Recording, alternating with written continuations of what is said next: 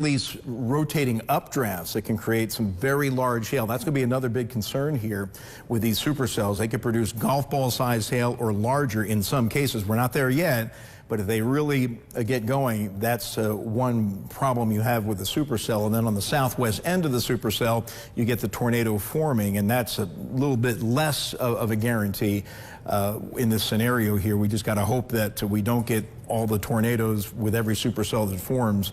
But we do appear to have something that's close to being a tornado still there on Highway 45 to the southwest of Harrisburg, Illinois.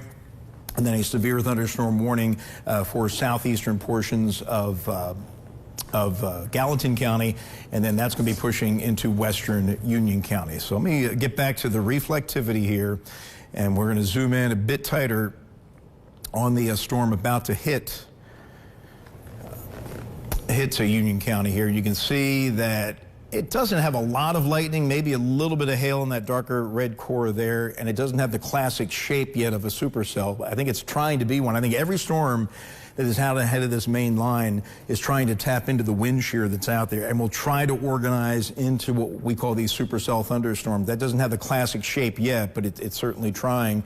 And the more they are standing alone, the greater the chance they have to become supercellular. Once we get a lot of storms out there, that kind of messes up the inflow into individual cells, and that's when we're going to see more of a transition to a line of storms, which we've already seen to the northwest of the tri-state. But even within that line, we're going to have some embedded tornadoes. So right now, the first official warning for the tri-state, severe thunderstorm warning for western portions of Union and southeastern portions of Gallatin County in Illinois, and of course Union County in Kentucky. Morganfield, you're right on the edge of it. Uniontown, you are not in that particular warning. So Stacy, you've got the latest from the Weather Service on this, and what's the very latest they're saying out of Paducah? Yeah, exactly. And I wanted to also, if we could switch over to our other MAX system. Let's switch over to the other MAX system, and I want to show you a storm that we've been watching too, just to the southwest of the tri-state. That would be a couple counties away from Hopkins County. Look at it there, and we'll kind of take my computer screen here, full screen for you, so you can see what I'm talking about. So down here to the east of Paducah, I've been watching this cell. It's another one of those supercells, kind of standalone cells that Wayne was just telling you about, out ahead of the main line. It had a tornado warning on it when it was around Paducah, and then they kind of dropped that. But just in the past few minutes, they've reissued now another tornado warning on that. It's just the red box, so that's a radar indicated tornado. So nothing has been confirmed or spotted with this supercell, but I'll put this into motion for you, and you'll be able to see that it is making its way off to the east-northeast. So you can see that it's about a county or two away from Hopkins County, but it's moving off to the east-northeast at about 30 miles per hour. So that supercell will be a concern for Hopkins County, especially areas in southern Hopkins County as we go through the next 30 to 60 minutes. So we're going to keep a close eye on that one for you. Again, some type of warning will likely be necessary for Hopkins County here in just a little while. And again, that has been upgraded now to a tornado warning. As far as what we have in the tri-state right now, Wayne was right. We're kind of watching just a regular severe thunderstorm with a tornado possible warning there making its way into Union County. But right behind it, and actually we just got an update on that Saline County warning, and you can see now that that is blinking. That means they've updated the warning, and it's in that kind of pinkish purple shade. So that is more than a radar indicated tornado. That is a radar confirmed tornado, and in some cases a spotter confirmed tornado. So let me get the latest information on that for you, on that brand new warning that was just kind of reissued for Saline County. That's going to go until 8 o'clock, so for the next 40 minutes. And here's the wording straight from the National Weather Service out of Paducah. They're saying a large and extremely dangerous tornado was located over Carrier Mills, about 7 miles to the southwest of Harrisburg there. And you can see all of that lightning really getting going too. Always an indication that this storm is gaining even more strength. And it's moving to the east at 35 miles per hour. So they're calling this a particularly dangerous situation. The hazard is obviously a damaging tornado. Radar indicated, but they are now beginning to kind of upgrade that to at least some considerable damage threat there. And so they've kind of put that out in that pink color. So we'll send it back over to Wayne, and he'll give you a closer look there at the Saline County storm, because right now that's certainly our biggest concern in the tri-state. Indeed, it is, Stacy. And just to give you a heads up as we get back to the other system here, you can clearly see it. We've got the notch now. We've got the rotation. So confirmed tornado passing just southwest of Harrisburg, Illinois. And this is moving in the general direction of the Evansville Metro. Now, this is still probably an hour away, but this holds together. You can clearly see there's Henderson. Evansville's up here. This is moving in our direction. So time to really pay attention here to the weather in the Evansville area. We've been very fortunate in the city of Evansville really all week long, and even in the past big events, the big threats, we haven't been really hit that hard, but this is just moving in our general direction. The hope is it may weaken, but it is not weakening now. It appears to certainly be pulsing back up, and that's sometimes what these supercells will do. They'll kind of go up, they'll spin, they'll create a tornado, they'll come back down again and pulse back up. But we clearly have a very dangerous storm there just south of Harrisburg in Illinois. Now, we are streaming as you get into your tornado safe area, if you have to do that. And it's important you know where that is ahead of time, since it's likely that we will have a tornado somewhere here in the tri-state. You want to make sure you know where that spot is. Make sure your whole family knows where that is, so that if we come on the air and say, if you live here, you've got 2 minutes to get into your safe area, you know where to go. And of course, that is a basement if you have one. If not, the lowest floor of your home, and then you put as many walls between you and the wind as possible. Every home is different. Once you find that spot, you get underneath something sturdy like a mattress, a heavy piece of furniture. Cover up your head at the very least. If you've got a helmet, you put that on to protect your head from flying debris. Have shoes on. Keep your cell phone handy. Have that plan ready to go, because we're in a volatile situation here where we're likely to have tornadoes in the tri-state here in the next couple of hours. I think all this will be over with by 11 o'clock this evening, but the next 3 to 4 hours are going to be really touch and go here, and some really dangerous weather. And again, the one that we're really concerned about there is south of Harrisburg, Illinois. We're watching the one moving into Union County now also. Stacy? Yeah, we got some damage reports that are important to pass along, especially in this situation. And they're from Johnson County, Illinois. That's the county just to the southwest there of Saline County. And they're now reporting near Goreville, which is kind of in the northern part of Johnson County. Houses severely damaged and also some trailers flipped. So we've been getting reports that that was a confirmed and spotted tornado on the ground, and we're now getting the pretty significant damage reports. And that, again, is the storm that has that radar indicated and confirmed tornado in Saline County, Wayne. So we're starting to get those reports in now, and that didn't take too long either. Obviously, we've still got light outside, so we typically get the reports a little faster than at night. But again, houses severely damaged and some trailers flipped from that storm there in Johnson County. Okay, and I'm off camera here, just going to draw a storm track on this particular cell south of Harrisburg on the tornado here. And as I do, we're going to advance it off to the east-northeast at about 30 miles per hour. So we put it there at about that clip, and we're just taking it here kind of county by county, but moving it off in that direction. This tornado is going to be moving into Harrisburg at 7:28, although it looks like the tornadic part of the storm may go just south of Harrisburg. Mulberry Center at 7:29, the Rocky Branch School at 7:41, Horseshoe at 7:44, and Equality at 7:48. So that is the times of arrival. Matter of fact, let me advance that a little more to the east now. New times of arrival there. Horseshoe at 7:39 now, Equality 7:43, Lawler at 7:49. That's for a tornado now. Appears to be just south of Harrisburg, Illinois. That is working off to the east at 30 miles per hour. We're watching the storm slowly gaining strength now near Shawneetown. You notice more lightning on this. So once you start to see that lightning ramping up, that's an indicator that the storm may be trying to go tornadic here. We certainly saw that here in the last 10 minutes with the cell that is ramping up in Saline County with a confirmed tornado on it, and now we're starting to see that here. You can clearly see the notch associated with the tornado there. You can kind of see a notch trying to form here in the southern end of that one. Of course, that's moving right in towards Union County. So Morganfield, you're right on the edge of this warning right now, but if this gets stronger and becomes tornadic, that's going to be moving right towards the city of Morganfield. So you really need to pay close attention as far as that is concerned. Let me get back here and show you a couple of other cells that are slowly gaining strength. We just got to hope that all of these don't try to produce tornadoes, but we've got the one confirmed there. We're watching that get strong, and sure enough, we got a tornado warning right now. We saw it ramping up with the lightning, and the Weather Service has put the red polygon on here. So this is a tornado warning for southeastern Gallatin and western Union County, the same area that was under the severe thunderstorm warning, now upgraded to a tornado, and that goes just about as far east as Morganfield. What are they saying about this? Yeah, so this tornado warning, like you said, southeastern Gallatin County and then west central Union County, that's going to go until 8 o'clock, so a little bit more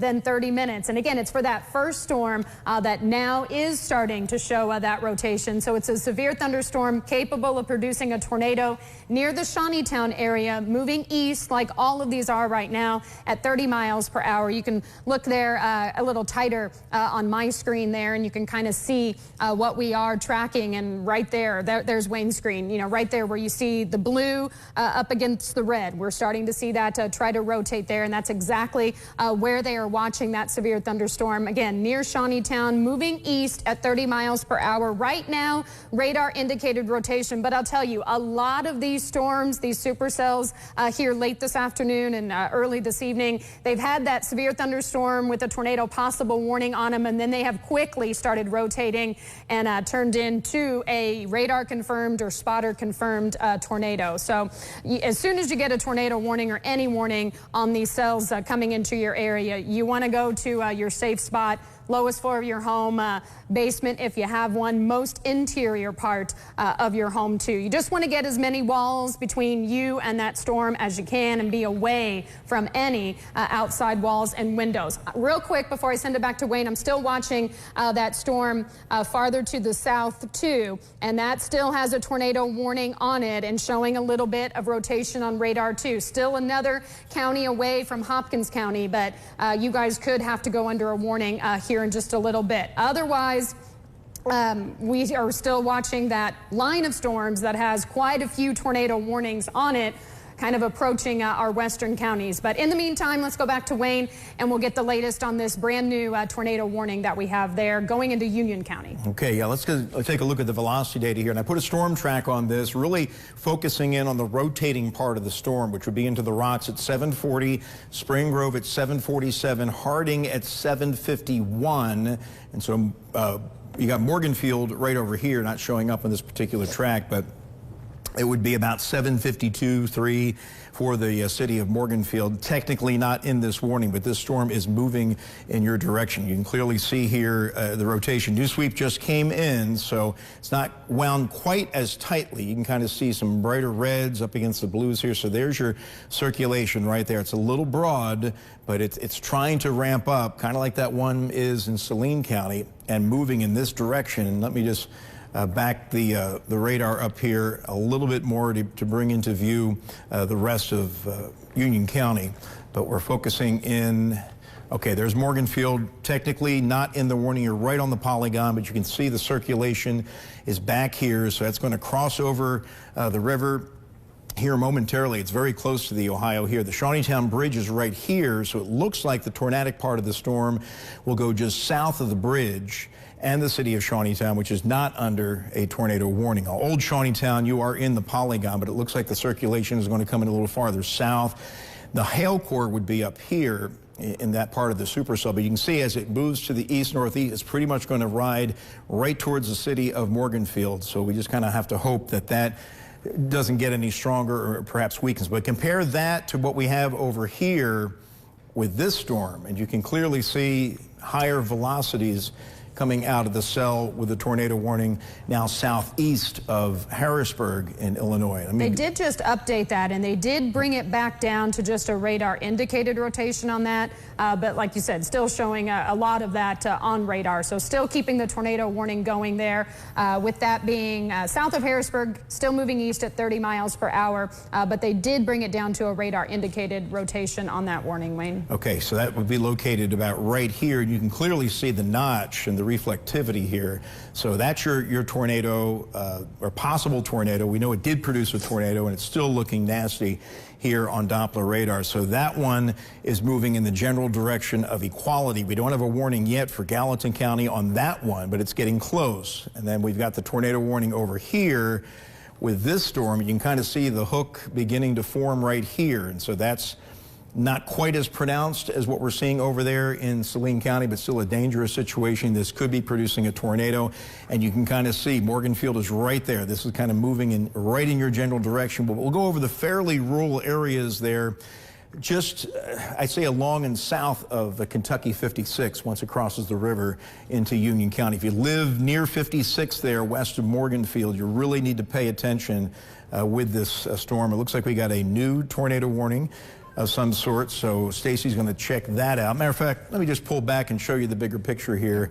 And it looks like, okay, this is another cell out ahead of the one, has gone tornadic for southern Henderson and northern Webster counties.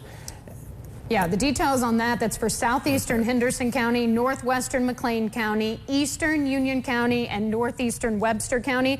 That tornado warning is going to go until 8:15, so you have the next 45 minutes. And they're saying that a severe thunderstorm now capable of producing a tornado was located near Dixon, or 8 miles southeast of Breckenridge Center.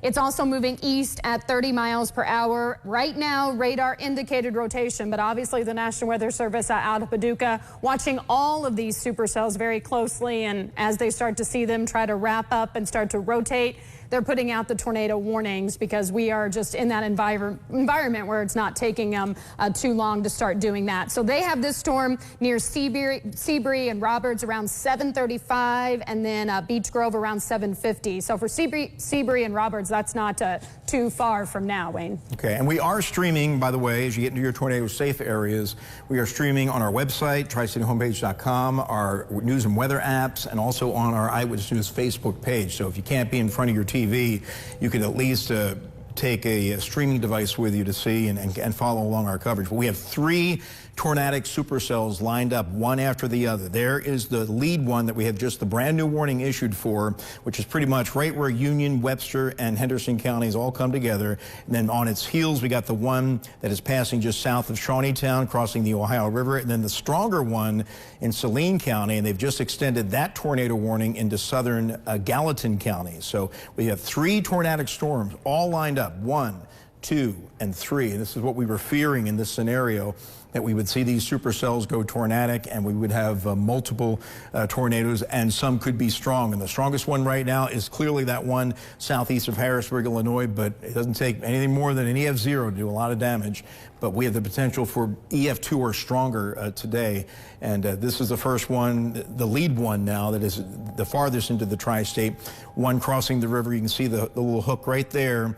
That would get me pretty close to the rocks in western Union County, and now the warning getting extended into Gallatin County. So what are they saying now with the new extension there into the rest of Gallatin County? So that goes into southwestern Gallatin County, and that's going to go until 8 o'clock, so about the next 25 minutes.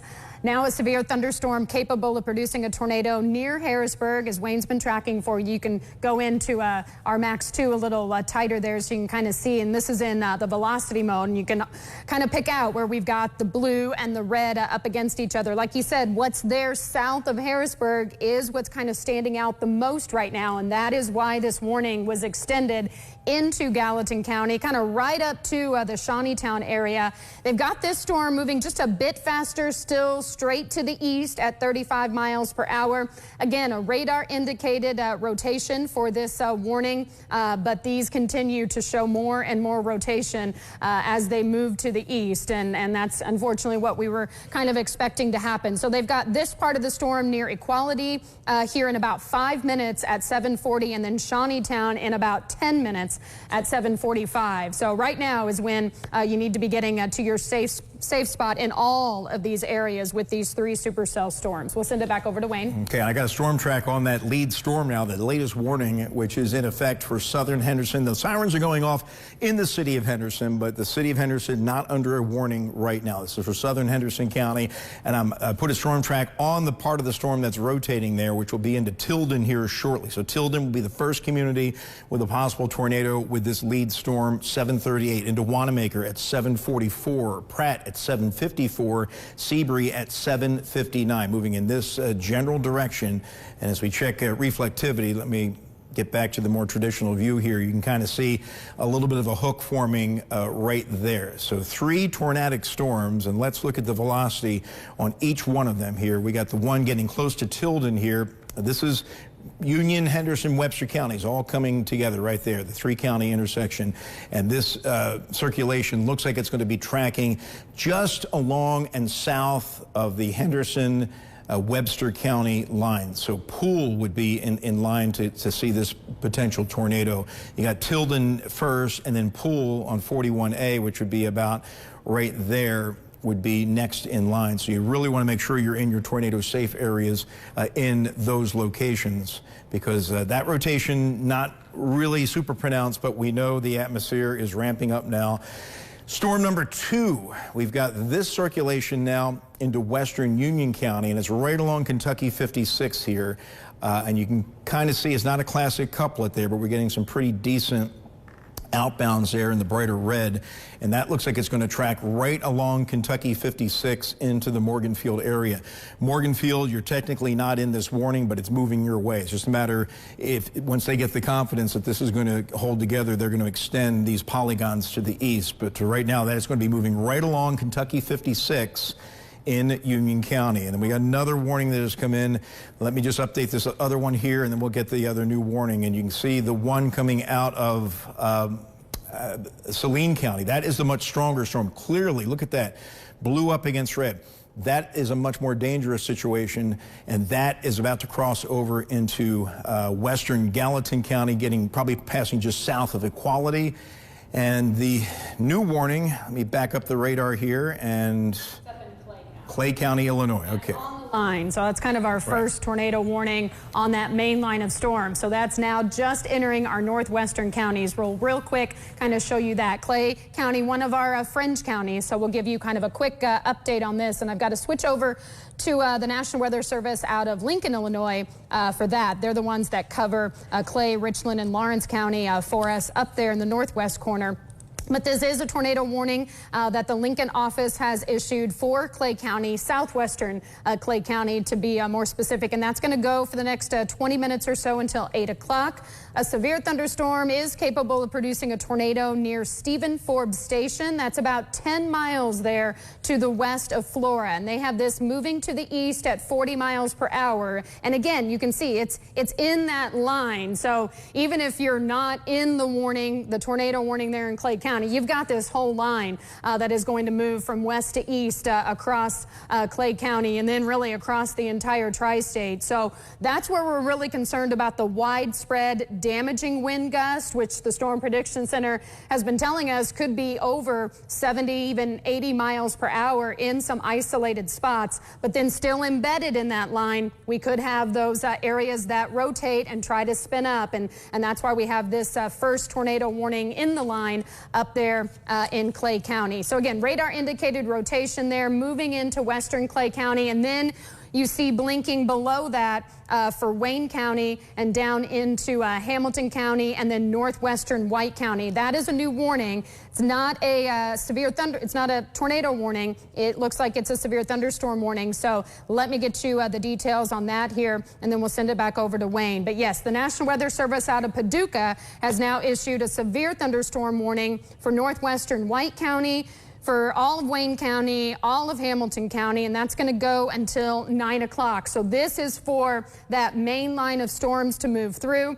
Right now, they're concerned about 60-mile-per-hour damaging wind gust and quarter-sized hail. Let me see if they have put that tornado possible tag on it. So at any point, something could try to spin, and that could be upgraded for at least parts of that line to a tornado warning. But again, this is the main line. This is going to be the main event. So those of of you in Wayne County down into Hamilton County, you'll be first to get it. You've got a little more time there in northwestern White County, but just kind of start to get prepared. And here in just a little bit, you'll need to be going to your tornado and severe storm safe spot until this line goes through. So that's the latest, Wayne, on the new warnings that have been put out. Okay, I'm working 4 tornado warnings right now. All that information is scrolling across the top of the screen with more details, but we're going to try to get to each one individually. We just talked about the one that's kind of heading towards Tilden and Wanamaker. That's the weakest of the 3 down here to the south. The one in Union County looks like it's getting a little bit stronger. You can see these brighter shades of red up against not a lot of blue, so it's not a really tight wound couplet, but it's right over the rocks, and that was probably a couple of minutes ago. And again, like I've been saying, this is going to go right along 56 towards the city of Morganfield, and we'll see if they extend that warning into the other portions of Henderson County, because right now we have a warning for southern Henderson County. This one will be tracking perhaps a little bit more to the north. So we got that one here, the more dangerous looking one, if you will. Not, they're all dangerous, but in terms of the one that's looking the most pronounced on Doppler radar, that is the one that is coming out of Saline County into Gallatin County. We know this did produce a tornado at one point, and it is still wound up pretty tight. You can kind of see it right there. Look at that dark pixel of blue up against the brighter red. So that circulation looks like it's getting very close to Horseshoe, Illinois, right on the Saline-Gallatin County line, and that's going to be passing just to the south of Equality and then crossing over 142, and that's moving in the general direction of Shawneetown. So this is almost like a 1-2 punch for this area. We had the storm in the southern part of Gallatin County. This one's going to come in a little farther to the north with the circulation, but you can clearly see that we've got still a pretty pronounced couplet there. I'm going to look at our shear tracks and see how they are doing, and this might be kind of a good indicator of how things are evolving. And these are snapshots over time, if you will. So every 4 minutes, you take a snapshot of where the rotation is. And you can see with this storm in Saline County, these brighter shades of blue. So yeah, this appears to be moving almost due east on that particular cell. Now the ones over here to the farther to the east, you can see the circulation's not quite as pronounced. We're getting a little bit there in northern Webster County. Let me zoom in on that. And again, this is over time, but it looks like, as we showed you with the velocity, that circulation looks like it's going to track just south of the Henderson-Webster County line, just go across far northern Webster County, probably getting close to Wanamaker right now.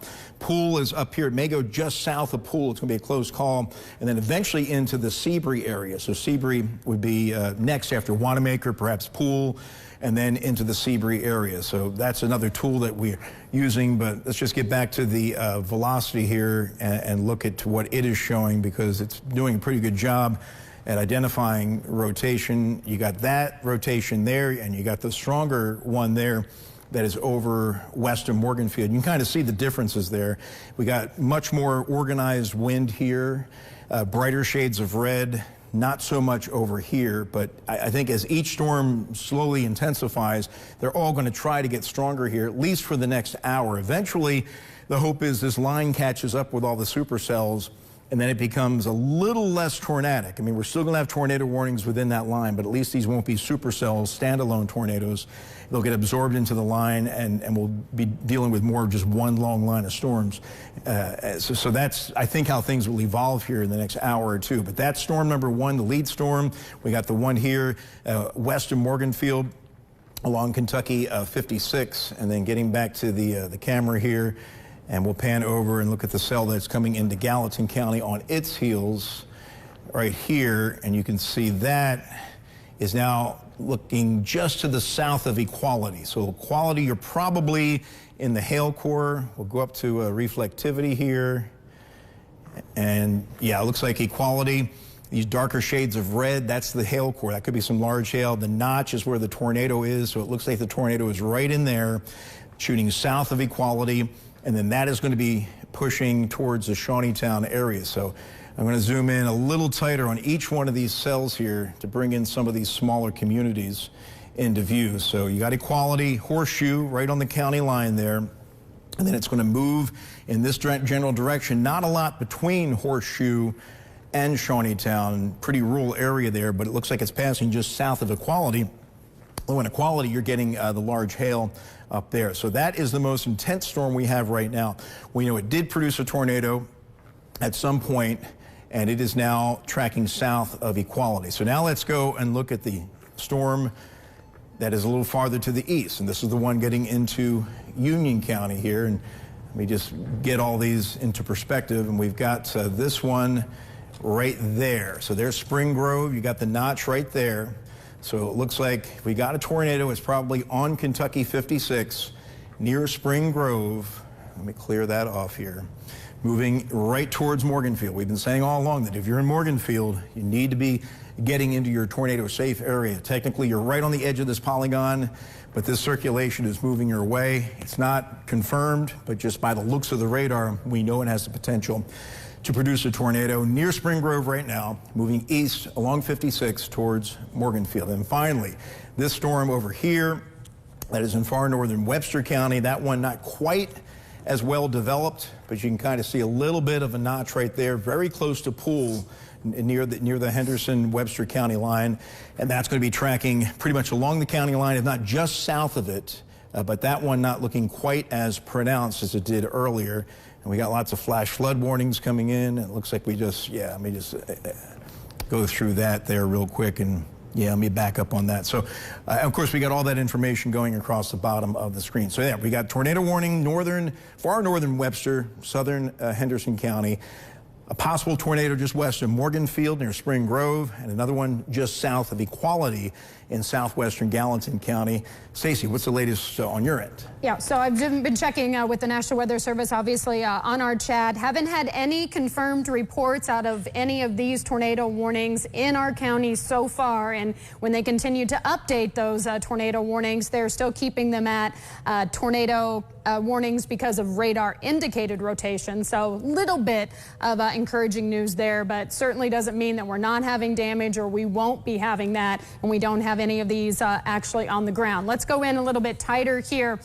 So the latest warning that they updated was for the tornado warning for southeastern Gallatin and Union County, and they're going to keep that going as that storm moves to the east at 30 miles per hour. They're going to keep that warning going until 8 o'clock, so about another 12 minutes on that. I do want to pass along to you that we are being simulcasted here, all of our coverage on all of the Town Square media stations. That's WBKR 92.5, WKDQ 99.5, My 105.3, KISS 106, and WGBF. So you can get all of our coverage here as we are on here wall to wall. We're not going anywhere until this is all the way through on those stations. And we always tell you it's such a good idea to have multiple ways of getting the information and getting the warnings. Before I send it back to Wayne, he's been obviously tracking all of those tornado warnings there, but we have the main line of storms coming in with, for the most part, severe storm warnings right now on it with a tornado possible. And then we have that one tornado warning on the far northern part of that line into Clay County. But I've put a track on that whole line of storms for you because that's moving to the east-southeast at about 45 miles per hour. So that line is starting to pick up a little more speed. That takes it into Johnston City at 7:55, Cave at 7:58, Fairfield, you guys are going to get the leading edge of that line at 8:05, and then Olney up in Richland County at 8:11. And the leading edge of that line has the potential to produce at least 60-mile-per-hour wind gust and quarter-sized hail. And again, we can't rule out something trying to spin and turn into a tornado on there, but that's a 30-minute storm track. So again, in about 30 minutes, it'll be about halfway through Wayne County and starting to approach western White County. So you've got a little more time there in the city of Carmi, but we will likely see at least severe thunderstorm warnings extended to the east as this line just kind of sweeps across the tri-state. Wayne? All right, so still have a long way to go. Tracking 3 tornadic storms now, one after the other. We got the one right along the Henderson-Webster County line, the other one just west of Morganfield, and the other one just south of Equality. So 1, 2, 3. And originally I said these are moving towards the city of Evansville. Just looking at it now over time, I think, yeah, we're going to get some rain certainly up in the Evansville area with these storms, but it looks like the rotating part of the storms are tracking more to the east. So this looks to be more of a threat to areas along and south of the Ohio River, perhaps Henderson, eventually Owensboro. Evansville, obviously, will watch this very closely, but it looks like these circulations are moving more east than to the northeast. And so that would make that tornadic threat, with this wave at least, slide a little just south of the city of Evansville and Newburgh. Henderson certainly going to be a close call. Maybe the highest risk would be central Union, southern Henderson County, then eventually into Davis County in Kentucky. So we got storm number 1, 2, and 3 there. And we had, let me see, I don't know if we have a new warning that came in. County. So Richland Went under County. a tornado warning now too. That's Up along here. the line. They had it issued there for Clay County, and they are extending at least that part of the line for a tornado warning up there into Richland County. Okay, so you can see, I guess we've got 5 altogether. And just keep an eye, you know, we've got that one that's probably going to be for Hopkins Yeah. County here in a bit. Yeah, we got the one that's down here in Caldwell County near Princeton, Kentucky. That's got a tornado warning on it. We got the one east of Poole with a warning on it. West of Morganfield's got a warning. Let's see what this one is. We got the one in southern Gallatin County, and now we have the one up here along US 50 from Flora over to Olney, and we had another warning come in. This is a new one now for parts of Henderson County and Union County, southwestern Henderson County, and central Union County. They've extended the one that was heading Right. towards Morganfield. Yeah. So, So okay. still radar indicated, a severe thunderstorm capable of producing a tornado, yes, near Morganfield and moving east at 30 miles per hour now. Still radar indicated. Still right? radar indicated, yeah, on all of these. And I'm hearing the sirens going off in the city of Henderson again. But again, this is just south of Henderson for this new tornado warning. Yeah, let me just, it's kind of difficult to see who's under the warnings there. Let me kind of zoom in and show you in a little more detail here exactly where these warnings are. Because it gets pretty cluttered there on the radar, but you can see the new one just gets into the southwestern corner of Henderson County, up to about Corydon, Waverly, and then along the US 60 corridor from Morganfield off to the east. That's that circulation we were tracking moving into Morganfield. We told you about that. I'll check that out here in just a second. And then we've got the rest of southern Henderson County, really southeastern Henderson County now under that other tornado warning that extends into far northwestern McLean County. So just wanted to show you those. Let's get down and check out that circulation, which is probably very close to Morganfield right now. It's got the new tornado warning or the extension on it. You can see that hook right there. So we'll zoom in here, and this is going to be game on for the city of Morganfield as we've got the possible tornado coming in from the west right now. So let me get in a little bit tighter here and kind of show you in detail what's going on here in the Morganfield area. But it looks like this is coming in from the west right along Kentucky 56, which is right here. We saw the circulation in Spring Grove. There it is a little farther to the east, not really wound all that tightly. So that's a good sign here. Let me just check storm relative versus raw velocity here. And no, the circulation does not look quite as pronounced as it did earlier, but still something trying to spin right there. It is going to move right into Morganfield. If anything, it may track through the north side, but anywhere in the city of Morganfield, you want to be in your tornado safe area right now. Then it will continue along Highway 60 as you head east of Morganfield across eastern Union County. So that is that particular storm right there. Let's take a look at what's going on a little farther to the west. This has been the stronger cell all along. It's now into Gallatin County, and we'll see what's left on the circulation there. And that's had the much more pronounced circulation. You can see it right there. Not as intense as it was earlier. There it's Equality, Lawler, and there's Illinois Route 1. So it's right there. And that's going to be moving due east across Illinois Route 1, pretty much where 142 and Route 1 come together, very close to that intersection, and then moving in the general direction of Shawneetown. That is storm number 3. So reflectivity-wise, sometimes that will give us the better view here of where the circulation really is, these notches. And it looks like, yeah, the notch is probably over in this area right here. So that might be the more favored area for the tornado.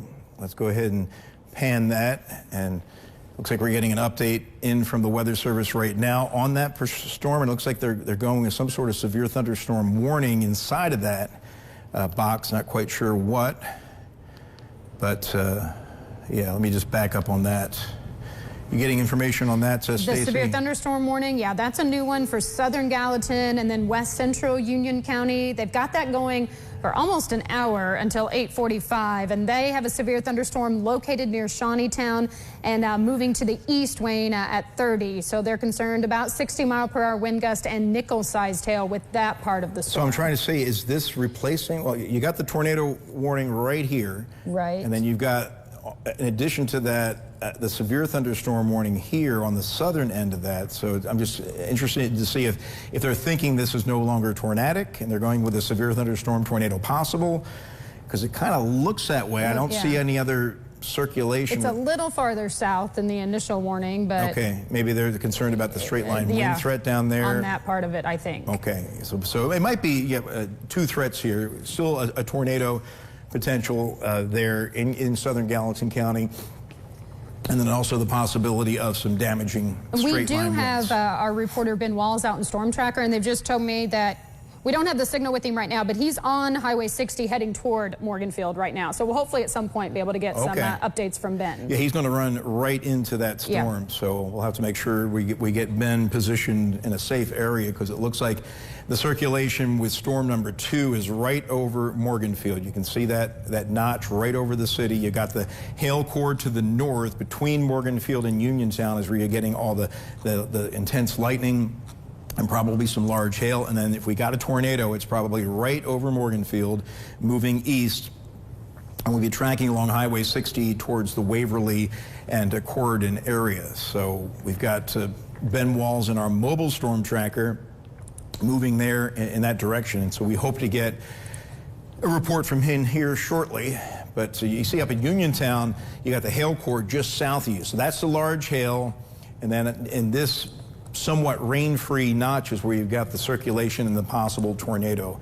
And just as we focus in on this, let's just check out the velocity again, see if anything is changing. We're starting to see some really much more intense outbound velocities there to the northwest of Morganfield. Not a lot here inbound, but certainly seeing some pretty intense wind here. So it looks like we've got at least some broad circulation right over Morganfield. So you want to remain in your tornado safe area in the city of Morganfield, and for areas along Highway 60 to the east of Morganfield into the Corridon Waverly area. Be Waverly next and then Corridon. We've got a circulation that may be producing a tornado now right over the city of Morganfield, moving off to the east at 30 miles per hour. And we've got our mobile storm tracker heading in that direction. So he should have a pretty good fix on what that storm is producing. Meanwhile, the lead storm here, which has been, I guess, the weaker of the three, but still significant, is now looking like it's pretty much on the northeastern Webster-Henderson County line. Let's look at reflectivity here. Yeah, we got a notch right there. So a pretty pronounced hook that is just south of the Henderson Webster County line, and it looks like that rotation is going to ride right between Roberts to the north and Seabury to the south. But if you're in Roberts or Seabury, you want to be in your tornado safe area. Most favored area for a tornado would be right in between those two communities, and this is going to be crossing over I-69 and US 41. So if you're listening on WBKR or any of our stations that on the Town Square network and in your car, you kind of want to avoid the I-69 corridor here or get through it quickly as you head basically between the Seabury exit and I think it's the Niagara exit up there, but basically that area along the Webster Henderson County line on I-69, that circulation is moving in your direction. And of course, this is passing well south of the city of Henderson, but that is the lead tornado, if you will. We don't have confirmation on any of these right now, but they all are looking dangerous on the radar. We know the atmosphere is capable of producing tornadoes. It already has in these storms, and they were west of our area, so we know there's the potential there. And so dangerous situation now between Seabury and Roberts, storm number 1. Storm number 2 is coming out of Morganfield along Highway 60 here. This one looks more intense, much more lightning. Up in the hail core here, this looks much more organized, and that circulation will be along Highway 60 now, pulling east of Morganfield, heading towards Waverly, and then into the Corridon area. And then finally, we've got the other circulation coming out across Gallatin County here, and this is the one that did produce the tornado earlier. And this one, Looking a little messier here on the reflectivity. I mean, it could be that notch here. Let me clear that off, get back to velocity data here. And it looks like, yeah, I'm going to have to, yeah, it's probably some broad circulation now south of Shawneetown. So it looks like that one might be getting absorbed into another cell, which would be a good thing. Let me just back up here and get the bigger picture here of how things are playing out. So yeah, what's happening here, you have 1, 2, 3, but now they're all kind of merging together. This one is still by itself. This one is trying to stay on its own, and this one's getting a little bit busy, a little messy, and that's probably helping maybe cut down the circulation. It looks like the tornado warning is gone. Now it's just a severe thunderstorm warning, tornado possible, and it'd be that notch right there, very close to Shawneetown. So this is a 1-2 punch for the same area. Morganfield, you have maybe a tornado just come on through. We don't know for sure, but you're just under a warning. So you got that storm that has just moved through Morganfield, just shifting east. And now another one coming in on its heels. It's about to cross the Shawneetown Bridge, and that one may have a tornado on. Right now, that's a severe thunderstorm warning, tornado possible. So one here between Roberts and Seabury, the other one just east of Morganfield, and the other one near Shawneetown. 1, 2, 3, all sliding south of Evansville. So it looks like the tornado threat with these supercells is staying south of Evansville, probably south of Henderson also. As far as Owensboro is concerned, that's going to be a closer call, but if they hold together, it could potentially impact Owensboro. But I think we're going to see some more evolution in how these play out in the next 15 to 30 minutes. But here comes the line starting to catch up to all of these storms as it races in from the west. So, Stacy, what's the latest from the weather? And speaking of that line, they have updated the severe thunderstorm with a tornado possible warning on that line, and they have increased the wind damage threat, or the wind speed threat, to 70-mile-per-hour wind gust. And we kind of told you when we went into this watch and when we went into this evening that not only would we have to worry about tornadoes, and we obviously have had a lot of those warnings, but when we get into even our severe thunderstorm warnings, widespread wind damage of winds 70 miles per hour or greater, certainly possible. Take a closer look there, and you can kind of see Wayne has been tracking all of those supercells that are kind of lined up east to west there, just south of the Ohio River. But now we've got the main line really coming in from the west, still on the very northern part of that line from eastern Clay County into Richland County.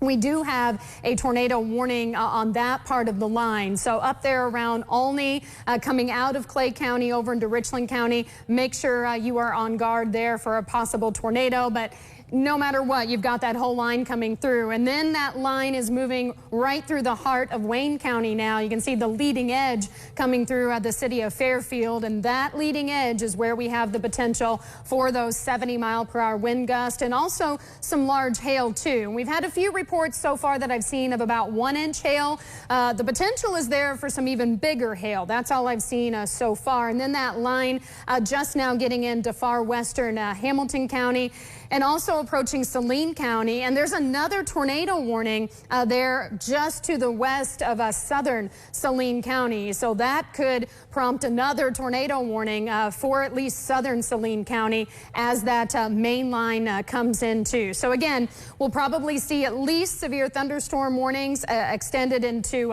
Edwards County and over into White County as this line, and there it is. You can see the blinking box right there. So let me real quick give you the details on that new severe thunderstorm warning for the main line. Tornado warning also, western Davis County. Okay. The storm that was coming out of the Roberts Seabury area, now tornado warning western half of Davis County, almost into Owensboro. Yeah, so that tornado warning, southwestern Davis County, southeastern Henderson County, northwestern McLean County, northeastern Webster County until 8:45, so 40 minutes from now. At 8:01, they saw a severe thunderstorm capable of producing a tornado, again, like Wayne said, over Roberts, 13 miles south of Henderson, and they've got it moving to the east at 35 miles per hour. It's radar indicated rotation, but they're obviously seeing more of that on radar. There also is the potential for some half-dollar-sized hail, too, with that storm, which is not unusual with a tornado warning. So that'll be near Beech Grove and then the St. Joseph area right about in the next couple of minutes at 8:05. So that's the latest on that tornado warning. Real quick, I'll run through the severe thunderstorm warning. That's now for White County, eastern Wayne County, Wabash County, and Edwards County, and that's going to go until 9. And they're still talking about 70-mile-per-hour wind gust and quarter-size tail, Wayne, with the main line. Okay, so yeah, let me show you where this new warning is, and it doesn't quite include the city of Owensboro, but it's western Davis County, the same storm we've been tracking along the Webster-Henderson County line, passing between Roberts and Seabury. Now that warning extended into western Davis County. Not a surprise there. That one actually getting a little stronger now. We're getting more lightning there on the northern end of that supercell, and so that could be more wind and circulation there on the southern end, which is very close to Roberts, probably pretty much where Henderson, McLean, Webster counties all come together there, just to the northwest of Beech Grove. Going to be a close call for the Beech Grove area. So that's tornado number 1, or tornado warned storm number 1. Number 2 is moving east of Morganfield and probably just getting close to the Waverly area. No tornado warning on this cell, but a severe thunderstorm warning, possible circulation there just to the south of the Shawneetown area. All this sliding south of the city of Henderson, where the sirens are still going off, but no tornado threat for the city of Henderson. And we have our mobile storm tracker. Ben Waller is there right now. And as we check with him, live view from our mobile storm tracker heading into Morganfield. Okay, so this is a live view, I believe, from U.S. Highway 60. And is he moving west towards Morganfield? Okay, so he is moving towards that storm that has a tornado warning on it. And you can kind of see those lower clouds on the left-hand side of your screen. And can you give us a fix? Maybe, is he up to Corydon yet? Is this Waverly? Is he? So, okay, so he's already into Union County. So he... Okay, Ben, if you can hear me, we're getting reports that you're along Highway 60, moving now west of Waverly in eastern Union County. Have you seen anything, any evidence of a tornado? Hi, Wayne. No, as far as I know, I don't see any kind of evidence of a tornado. What we have seen here, we've been on Highway 60 for a good while now and heading more westbound toward Morganfield. The rain is not necessarily, or the rain began really lightly, and now we're heading closer and closer to Morganfield, and it's starting to come down a little bit more. Cars, when we were heading northbound and then southbound on Highway 41, the Henderson Strip, and it was light there, and we decided to head closer to Morganfield, as you all were saying. Now, if you can take a look at, we're past Waverly now on Highway 60, heading west toward Morganfield. Also, we saw plenty of cars. Now they're few and far between. As you can see, I don't know if you can tell from our windshield, but rain is starting to come down a little bit more heavily. It looks like it's making a good amount of noise. Here. So for now, I think we'll send it back to you all in the studio in Henderson. Reporting here in Union County, Ben Walls, Eyewitness News. All right, Ben, stay safe. You're heading right into the teeth of that storm, right along Highway 60. So he's basically in this area here, and where this red meets the blue, that's at the very least the gust front. We're not seeing quite as much circulation with that, but certainly he's moving into the middle of that severe storm along Highway 60. So we should have a pretty good indication just how strong that is, but at least so far he hasn't seen anything, and it looks like this one's becoming maybe a little less organized. If anything, that notch, I'd say, would be right here, and of course he was already past Waverly right here, so it looks like he's already gone through that area where we have the notch, and that's a good sign that he's not seeing a tornado here. So maybe that circulation is aloft, and as I just showed you on the velocity data here, it's not showing a couplet so much as it did earlier, more of a wall of straight line wind, those shades of red that are moving in from the west. So that's the storm in Union County, the one that is now pulling out of southeastern Henderson, northeastern Webster County, that has the tornado warning on it for Davis County. You can see again a lot of wind here in red. More straight line. As we look at the reflectivity, though, we still get a very pronounced hook echo down here. The hail core is up here to the northeast of Roberts, and so that would be the large hail. If we have a tornado, it would be down in this area, pretty close to Beech Grove is right here, so it looks like it's going to go perhaps just to the north of Beech Grove and kind of ride very close to where Henderson, Davis, and McLean County lines all come together, and then eventually head over into southwestern Davis County. Owensboro's up here, so Owensboro is not under the warning right now. but it's moving. I would say the circulation, if it holds together across Davis County, would likely pass just south of Owensboro. So the bigger area of concern for Davis County is going to be the southern portion of the county, initially southwestern parts of the county, for this circulation right here that is now kind of riding the southeastern Henderson, northwestern McLean County line just to the north of Beech Grove, where we're not showing, you know, a lot of shear. There's some pretty decent winds certainly there, but it's not tightly wound. There's a new update has just came in, and you can see some wind certainly surging out here. Could be a circulation right there. And again, this would be north of Beech Grove, pretty much where that's Davis County, Henderson, McLean, pretty much where those three counties come together. That would be the best area for circulation right there. And then that would be pushing in the general direction of St. Joseph in southwestern portions of Davis County. So let me zoom in on this and get some smaller towns into play here, because there's some probably broad circulations there. Delaware, that's the small community right on that three-county line there. So Delaware, Kentucky, it looks like if we've got a tornado, it's very close to you.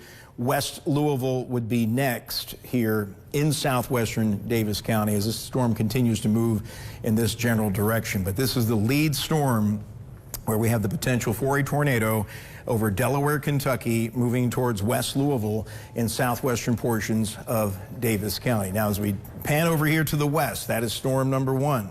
Let's take a look at what's coming out of the Morganfield area where Ben Walls was just located here, and we're in here pretty tight, so we're going across Henderson County here. There's Highway 60. The gust front is through Waverly now, but you can see this appears to be more of just a gust front now. We're not seeing, you know, a circulation along that line like we did earlier. So that's a good sign that maybe the rotating part of this storm that came out of Morganfield is not nearly as pronounced. This could be more of a damaging straight line wind concern. Stacey, what do you got? Yeah, so earlier I was telling you about that supercell that was down there to the southwest of Hopkins County, and that one has still been kind of standing alone, and it has been increasing in intensity. And take a look here now closer, and now they have upgraded that tornado warning, which again is just to the west of Hopkins County. Go ahead and take this full screen so you can see a little bit tighter. You can see that the warnings on that now are in that pink shade, and they are actually indicating with this warning now a tornado emergency tornado warning for that cell. So here's what the National Weather Service is saying. It's not into Hopkins County yet, and the warning is not for Hopkins County yet, but there is a tornado warning out for Caldwell County and Lyon County. So they're saying a confirmed large and destructive tornado was observed near Eddyville. People have been confirming that it was on the ground, moving to the east at just about 15 to 20 miles per hour. So again, they've kind of zoned in on that kind of part of it there where you see that smaller pink box there as the tornado emergency part of this warning.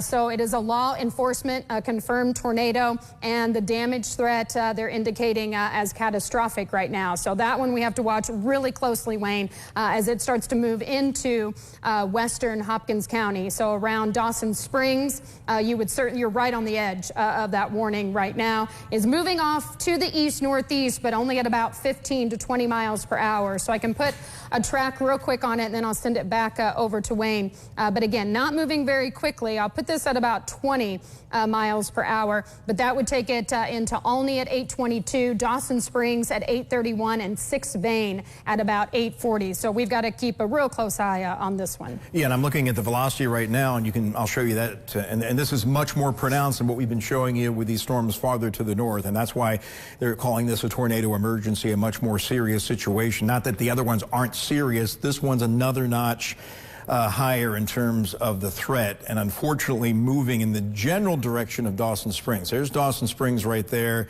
There's Princeton. There's your tornado. And if anything, it looks like if it continues on that path, would shoot perhaps just north of Dawson Springs. Certainly we don't need this in Dawson Springs after what happened there just a few years ago, 2.5 years ago.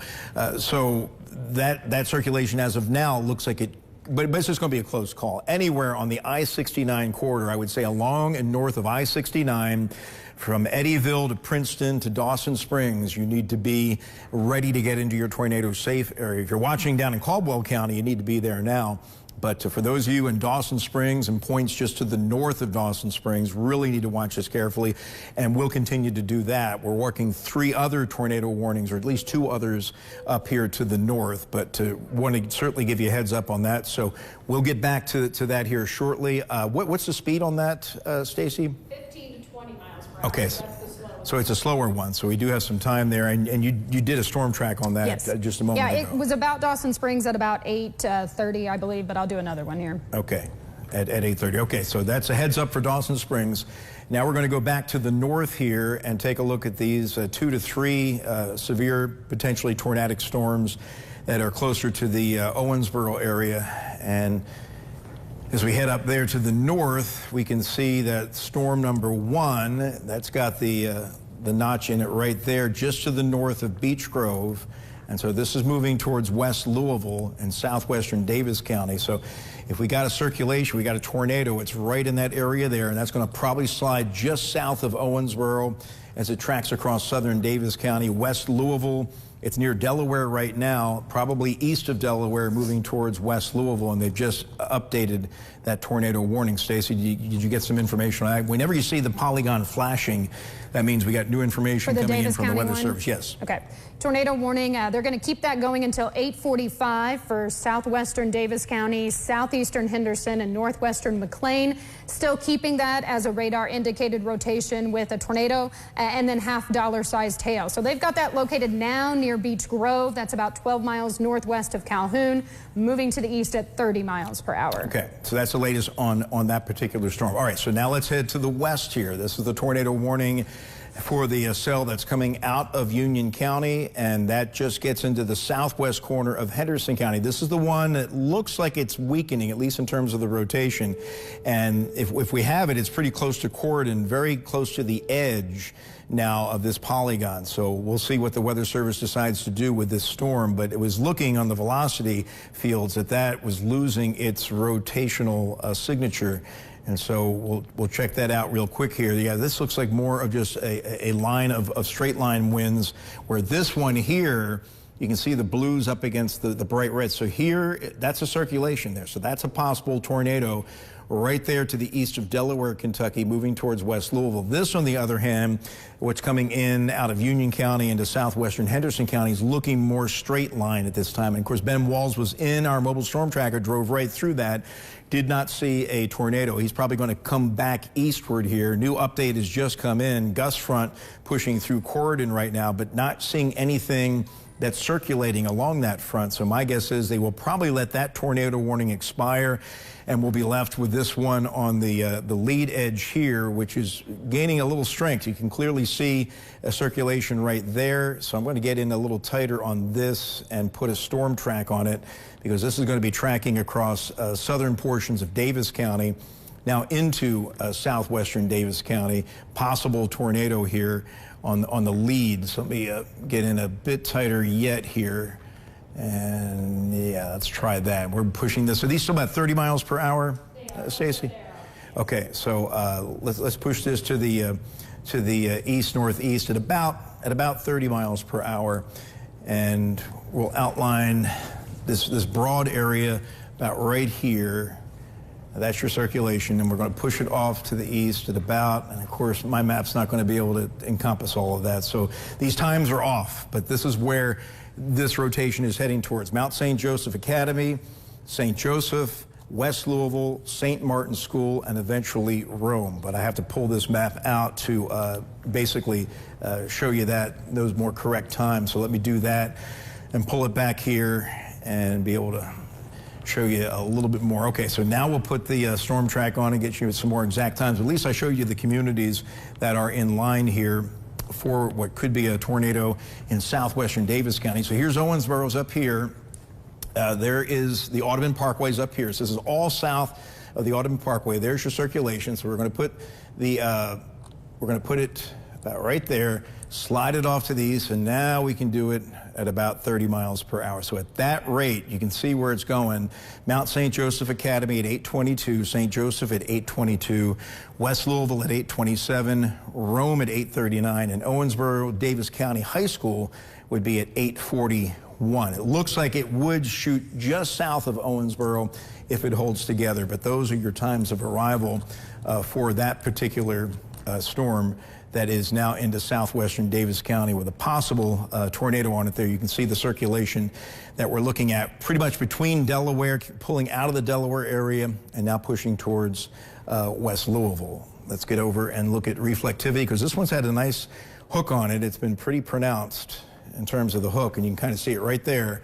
So yeah, my guess is, yeah, this is probably going to slide just south of Owensboro, but the high school is there just south of the bypass, so that's why that showed up on the storm track there. But it looks like this is going to just miss Owensboro and pass just south of the city if it holds together. Right now, the warning does not include the city of Owensboro. It cuts off just to the west of Owensboro. They're going to wait and see how this behaves in the next 10, 15 minutes and then decide. And it looks like we got a new tornado warning here, so let's back up and take a look. And it's Gibson County, Edwards, Wabash, northwestern Pike County, and this, I think, is on the main line of storms. So what are they saying about these? So now Weather Service out of Paducah has a tornado warning for Wabash County, Edwards County, Gibson County, and western Pike County until 9 o'clock. So for the next 40 minutes, severe thunderstorms capable of producing both tornadoes and also extensive straight line wind damage located along that line. And like Wayne just said, that is our main line. Let's go to Max 1.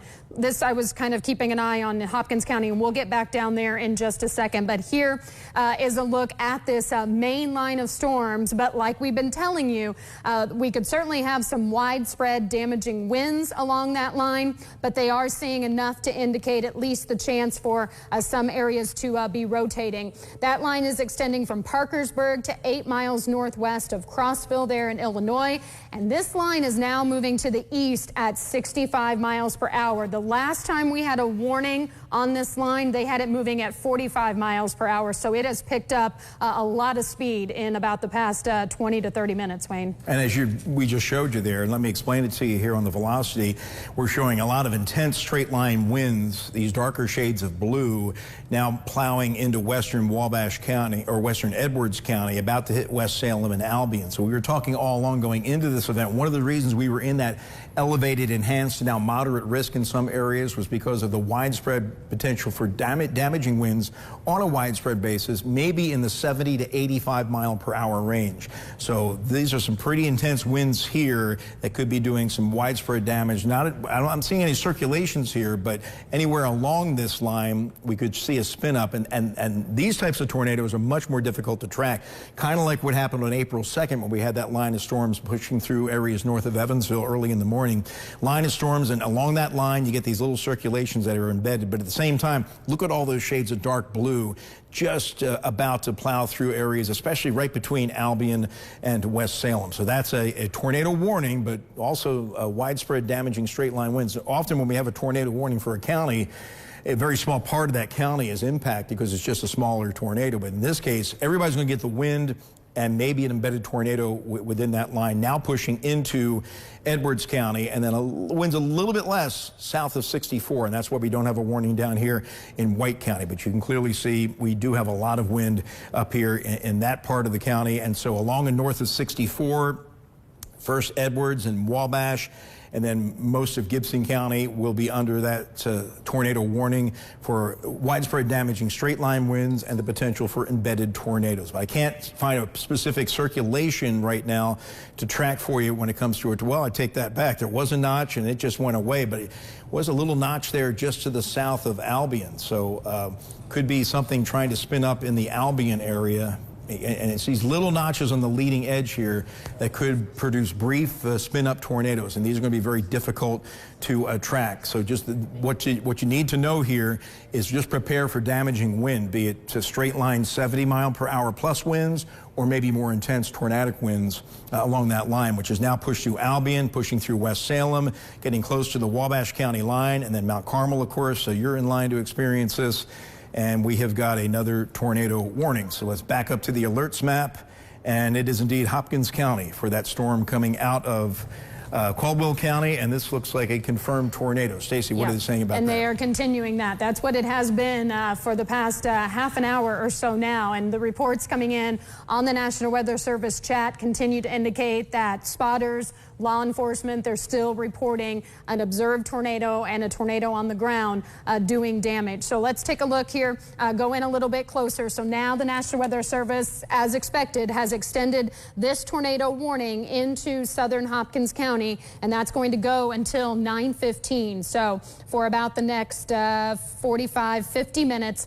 And at 8:24, there was a confirmed large and extremely dangerous tornado located just south of Farmersburg. That's near the Princeton, Kentucky area. And they have it now moving east at 30 miles per hour. Remember, when we first started talking about this, it was a little slower, 15 to 20 miles per hour. So picking up a little bit of speed, but they're still calling this a damaging tornado and a weather spotters and law enforcement confirmed tornado.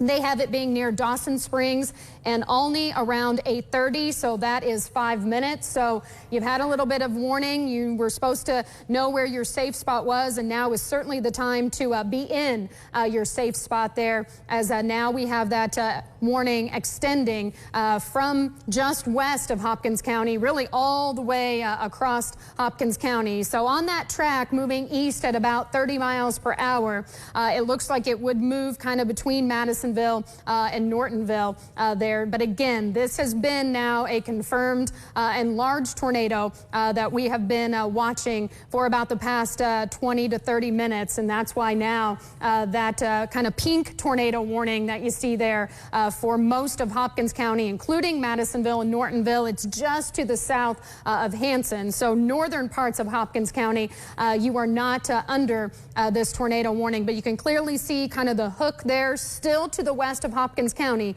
but that is moving to the east, so you've got a little more time, but no reason now to not be in your safe spot. Remember, that's the lowest floor of your home. That is a basement if you've got one, and it's the most interior part of your home that you can get to. Wayne? Yeah, this is clearly, I think, the most dangerous storm we have right now. Much more pronounced velocity data here.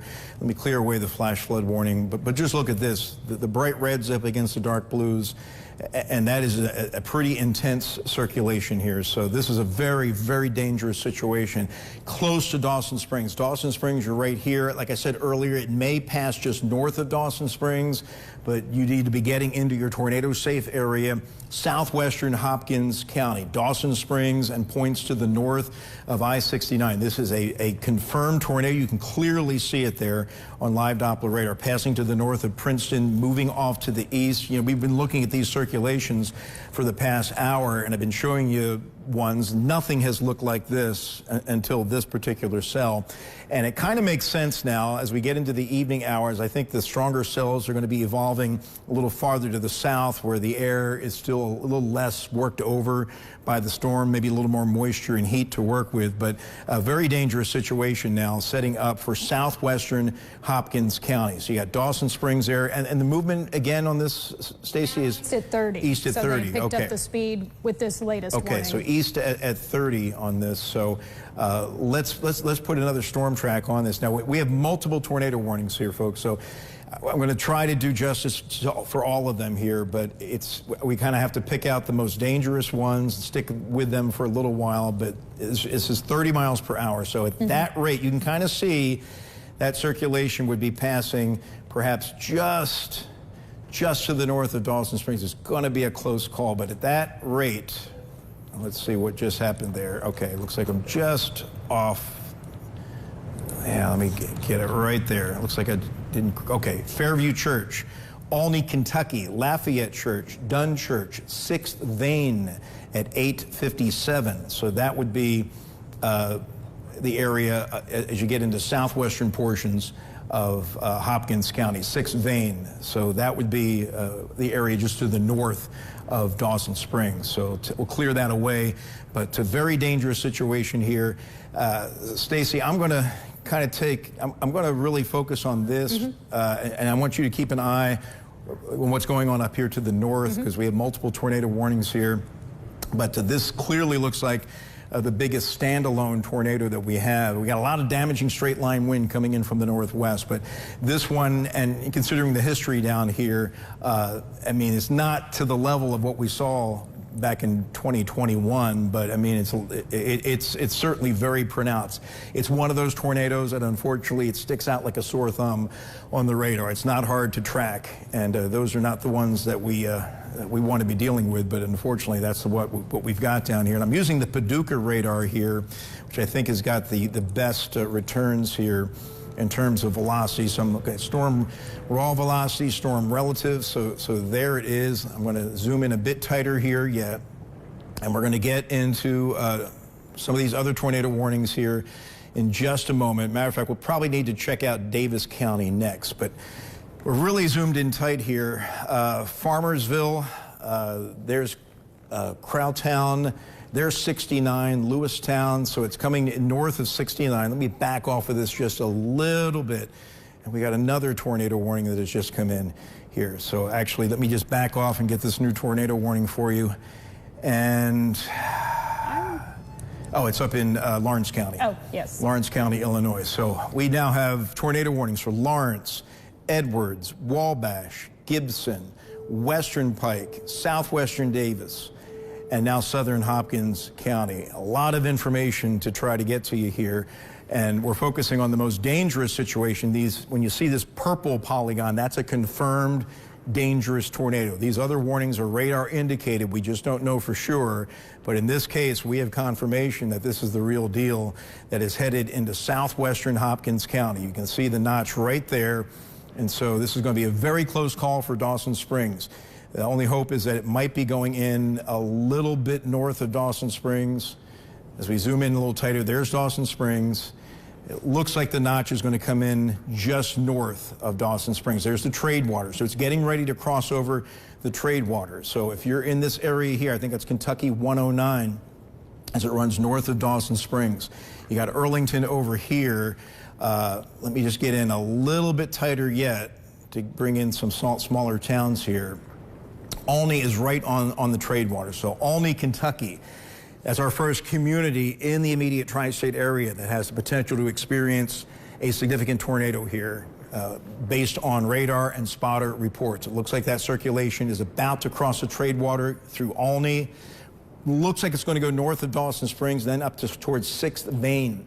So that area between Dawson Springs to the south, 6th Vein to the north, looks like the most favored corridor. Sure enough, they've just shaved it down now. They're actually focusing it a little farther south. So Stacy, what are they just saying? They took out, actually they took it out north of Olney. So it's that corridor now really between Olney and Dawson Springs that they are most concerned about with this particular tornado. And as we took a look at the velocity here, and I'm going to get back to Paducah. I think the Paducah radar is going to do the best job with this particular storm. And yeah, it's back there. And what are they saying on this new update? Did they just update? They didn't update that for Hopkins County, right? For the part just west of it? Okay, so they're still saying a confirmed large and extremely dangerous tornado near Olney, that's northeast of Princeton, Kentucky, and now they've got it moving east at 35 miles per hour. Radar confirmed tornado, and still in the chat they're talking about, yes, they still have a strong tornado there on the ground. Okay, yeah, so they didn't cancel anything, they didn't trim this off, they basically were updating the southern part of it. We still have the one up here to the north, but you can clearly see the circulation is near the community of Olney, which would be just north of Dawson Springs. So that's where we believe the tornado is tracking right now. Let me check HPX out here. This is the Fort Campbell radar. And we now have Vanderburgh County. We have a new severe thunderstorm warning. We will get to those in a second, but Vanderburgh County, there is a warning now, but again, it is a severe thunderstorm warning for those straight line winds of 70 miles per hour as that main line comes in from the west. Okay, so now we're using Fort Campbell radar down here, which is really showing the intensity of this tornado north of Lewiston. And this is really a dangerous situation between Olney and Dawson Springs, that area right there, pretty much where that purple pink polygon ends on the trade water. You can clearly see it there. That is a tornado moving to the east-northeast, and it looks like it's going to track right between Olney and Dawson Springs. So if you live in southwestern Hopkins County, you need to be in your safe area right now. This is the most dangerous situation we have seen today in terms of velocity. We've seen some circulations to the north. It may have been tornadoes. This one is very, very obvious. We have confirmation from spotters. And this is just a really dangerous situation playing out for the area on the trade water from Dawson Springs north up to Olney in Illinois. We've got a new tornado warning in effect, and let's see who that is for. Let me back it. So that is now a tornado warning for Gibson, Posey, Vandenberg, and Warwick. That's going to go until 9 o'clock. So again, it's along the main line. They're talking about that line producing both possibly a tornado, but also those extensive straight line, widespread winds that could be 70 miles per hour or greater. That line moving to the east very quickly at about 60 miles per hour. So they just continue now. They've kind of dropped that tornado warning that's been going on up there in Gibson County a little farther to the south, but you can see there it's still north of Evansville. It just gets into far northern Posey and far northern Vandenberg counties. Okay. All right. So let's get up here and track this. And again, if you're in southwestern Hopkins County, you need to be in your safe area. Dawson Springs up to Olney, Kentucky. Dangerous tornado moving in right now. We have other tornado warnings we've got to spend some time on here, and we only have one screen to show you here. So right now we've got this squall line cutting across Wabash County, moving about into Mount Carmel. And then it's not quite as intense as you head south of I-64, but they're continuing that tornado warning, and they've actually extended it now into northern Vandenberg, northwestern Warwick County, and far northern Posey County. That's for the potential of something spinning up on that line. At the very least, we're going to get a wall of strong, potentially damaging straight line winds, could be in excess of 70 miles per hour, and these little notches on the line potentially could have spin up tornadoes that really enhance the damage. And that looks most favorable right now along and north of 64 as you head along and east of the Wabash River with that part of the line. Now, the part of the line that's in the Evansville area right now, I think we have a severe thunderstorm warning on a portion of that. There's a lot going on here. Not in the Evansville area. Not in the Evansville area. No, it hasn't made it that far south, at least the warning yet. Okay, okay. Right. But we still do have that tornado warning just west of Owensboro. They haven't updated that for a while now. It's almost starting to move a little more to the northeast versus the east there. Okay, so yeah, let's zoom in here on the Owensboro area, and you can see that little notch back there. So we're going to spend a little time here and take a look at what is going on. Okay, and not showing as much circulation as we did earlier. So this is the tornado. This is the tornado warn storm. Remember, tornado warning not for Owensboro. It cuts off right here, and we're not showing as much circulation. Okay. And so it looks like they did just issue a severe thunderstorm warning now that includes the city of Owensboro. You can see it's kind of for northern Davis County up into far southern Spencer County.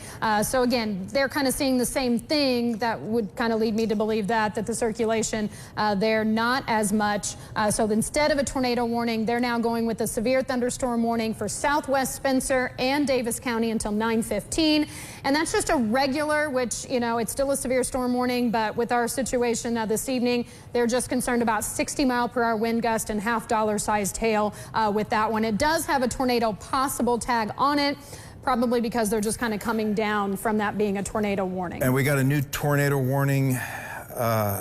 Is it an enhanced for southwestern Hopkins? It's actually now an emergency tornado warning for Hopkins County. So tornado emergency for western Hopkins County, areas between Olney and Dawson Springs. That tornado warning, which again is about the highest end that we can have, it goes until 9 o'clock. So a confirmed large and destructive tornado has been continuously observed around Olney. That's also near Dawson Springs, moving to the east at 30 miles per hour. They're saying it may miss just north of Dawson Springs, but it's going to be very close, and that's kind of what you've been seeing too, Wayne. Yeah, it looks like it's going to probably track just along and north of 69, passing just north of Dawson Springs. 6th Vein is a smaller community up here. So we've been talking about this storm. We've been giving you a heads up in southwestern Hopkins County that this is bad, and this is a bad situation, folks. There's no way to sugarcoat it. This is a significant tornado. This is why you're in the moderate risk, EF2 or stronger. Would certainly not be surprised if that is an EF2 or a stronger tornado there. Pushing into southwestern Hopkins County, will likely pass just north of Dawson Springs, getting ready to cross the trade water right now. So if you live on Kentucky 109, north of Dawson Springs, up towards the 6th Vein area, you need to be in a tornado safe area right now. Of course, that's your basement if you have one, lowest floor of your home otherwise, and put as many walls between you and the wind as possible. And then when you find that spot, you get underneath something sturdy like a mattress, a heavy piece of furniture, cover your head up, put a helmet on, shoes on your feet, cell phone in your pocket, and we'll ride this out. But this is a very, very dangerous situation here that is playing out just in the southwestern corner of the tri-state, looking to pass just to the north of Dawson Springs, Kentucky, which of course has a history of the historic tornado that just occurred 2.5 years ago. And it looks like this one is coming in just a little bit farther to the north. So let me put reflectivity in there. You can kind of see that notch pretty clearly. And we're going to zoom in a little tighter. I want to make sure I get all the communities here warned, because they're fairly small here initially. So 6th Vein is up here. Charleston would be the next community. So Charleston, if you're in Charleston, southwestern Hopkins County, get in your basement, get in your tornado safe area now. That tornado is moving your way. And as we look at the velocity here, and you can see it coming in right there, and the velocity data has been updating a little bit behind the reflectivity. So let's go ahead and look at that. All right, hang on here, folks. Yeah, it looks like the circulation is up in that area right there. So again, if you're in the Charleston, Kentucky area, between Olney, Charleston, Dawson Springs, dangerous tornado right there, crossing the trade water. South of Olney, it looks like it's coming in right between Olney and Dawson Springs, and will move right up towards Charleston and probably pass south of 6th Vein. But Charleston would be the next community in line for what is clearly the most dangerous and biggest tornadic storm that we have on radar right now. So that is what's going on down to the south. Stacy, we've got the wall of wind now coming in from the northwest with potential embedded tornadoes along that, especially along and north of 64. Right. And how are things looking up there? So right now, no severe thunderstorm or tornado warning in the city of Evansville or Henderson. Those of you in Owensboro are under that severe thunderstorm warning for 60-mile-per-hour winds and some large hail. Has a tornado possible on it, but that's all kind of lifting to the north. But let's go in tighter here and kind of show you where the leading edge of this main line is. And there are tornado warnings on it from up around Lawrence County, right along the Wabash River, just up to the border there of Knox County. But that tornado warning does include all of Gibson County and then into the northwest corner of Pike County. And then it slides to the south, just gets far northern Posey County and far northern Vanderburgh County. So again, the main concern, I think, with this line is, again, some extensive, widespread, damaging 70-mile-per-hour wind gusts, but can't rule out something trying to spin up along that line. So in all of these areas, you do need to be in your tornado-safe place right now. Let's zoom in a little tighter and kind of ride this line north to south. Again, along the leading edge is where we're going to have those 70-mile-per-hour possible winds. And we'll go in a little tighter, and you can see it's obviously approaching the Wabash River as it moves out of southeastern Illinois and over into southwestern Indiana. So main part of the line now moving through Lawrenceville and then approaching the St. Francisville area. It's through Friendsville, and the at least strongest winds are now through Mount Carmel, but you are in the very heavy rain right now there. So that is now crossing the Wabash River into far western Gibson County. So those of you in Hazleton, Paducah, Princeton, Owensville, you are getting those winds coming in right now. Then it will move to the east toward Fort Branch and Hopstadt there in southern Gibson County. So be in your safe place for the next 15 to 30 minutes in these locations. This line is moving off to the east-southeast pretty quickly at about 60, 65 miles per hour. Poseyville, you are included in that warning there in northern Posey County, and you've got that main line coming in right now. now, and then again, it will slide over into northern Vandenberg County. Right now, the strongest winds look to stay just north of Darmstadt. You can see it does weaken a little bit there the farther south into Posey County you get. So we'll have to see if they extend those warnings any farther south. But you're going to get some pretty strong winds when that main line comes through the rest of Posey County and then moves over into the city of Evansville. And we have some storms in the city of Evansville right now with some heavy rain, with some cloud to ground lightning. Nothing severe though right now, but that main line and what looks to be the main event for Evansville will be moving in here in just a little bit. Let me put a track on this line for you, just so you can kind of see how quickly it's moving. And like I said, it's moving fast at about 60 miles per hour. And we were kind of expecting that to happen. So I will put that on. And this is a 30-minute storm track, guys. So it's going to move through pretty quickly once it does get to your area. So that takes it into Patoka at 8:48. Princeton there in northern Gibson County at 8:51. That line, though, right now, no warning, but would be into the Evansville area just before 9 o'clock.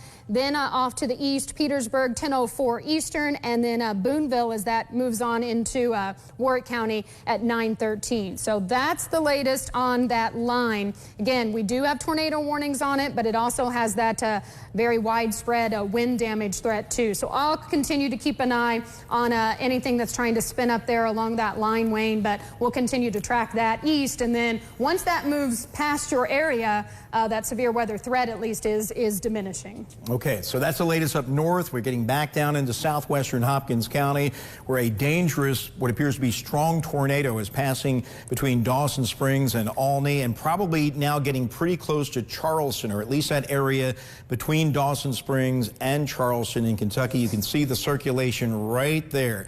Very pronounced couplet there on live Doppler radar, and this is coming out of the Fort Campbell radar. It's got a good fix on this, and so this is going to slide very close to Charleston. If anything, maybe just south of Charleston, and then continuing over fairly rural areas there off to the east and southeast of the Charleston area. Now, if this gets extended farther to the east, just to bring everybody into perspective, here's Earlington, so it looks like this would slide south of Madisonville. So you really need to watch this if you're south of Madisonville, probably south of Earlington, the way this is heading. This would be more the corridor between Madisonville to the north and Morton's Gap, and more so Nortonville to the south.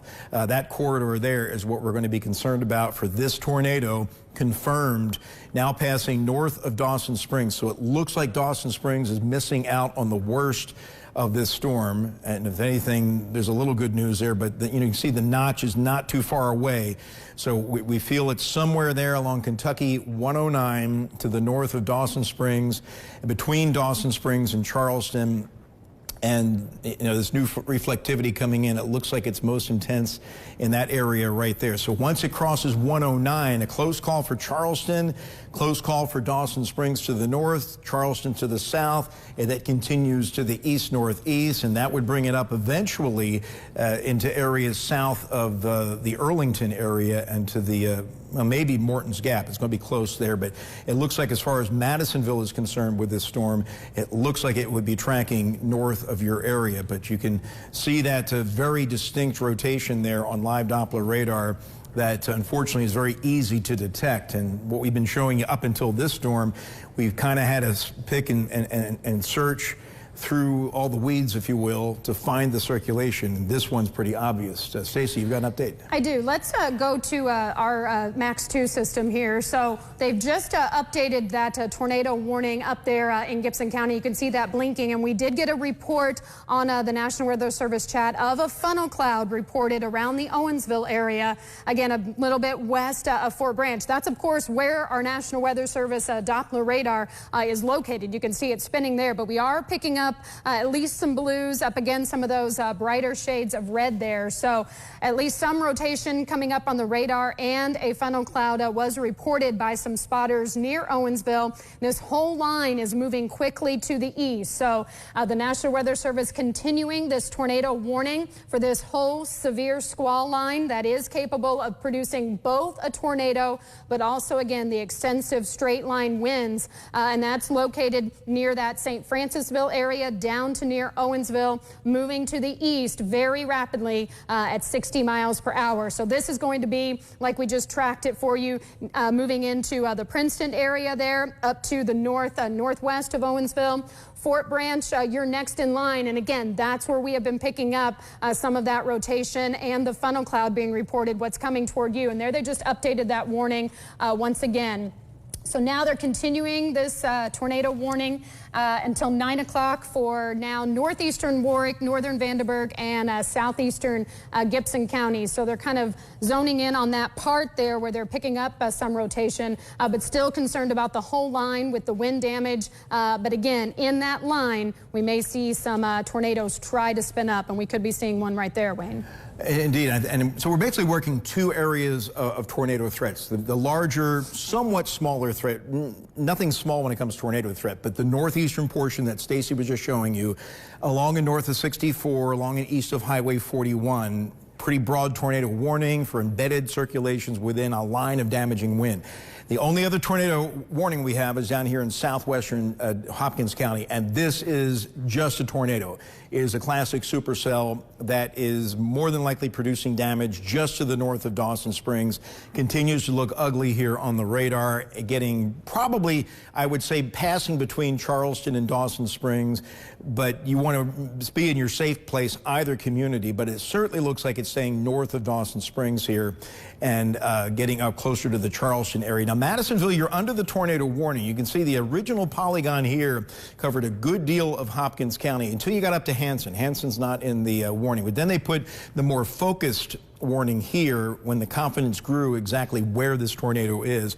And so it's a much more focused area now for where they think this tornado is going to track, and that would be across southern Hopkins County to the south of Madisonville. So as this more than likely holds together in some fashion, it's going to be passing between Nortonville to the south and Madisonville to the north, probably Earlington to the north. So if you're in this corridor right here, you really need to be preparing to get into a tornado safe area. Matter of fact, if you live in a mobile home and you got time to get out of it and you're in this path here, you still got some time to do that now and get to a safe area, be it north or south of this particular track, because if you get actually to the south, there's nothing else, at least as of right now, and to the north, no more tornado warnings until you get up north of Evansville. So you want to get out of the path of this if you don't have a safe place to be. And of course, a mobile home trailer can't hold up in an EF2 tornado. I don't care if you have tie downs, it's just not going to make it.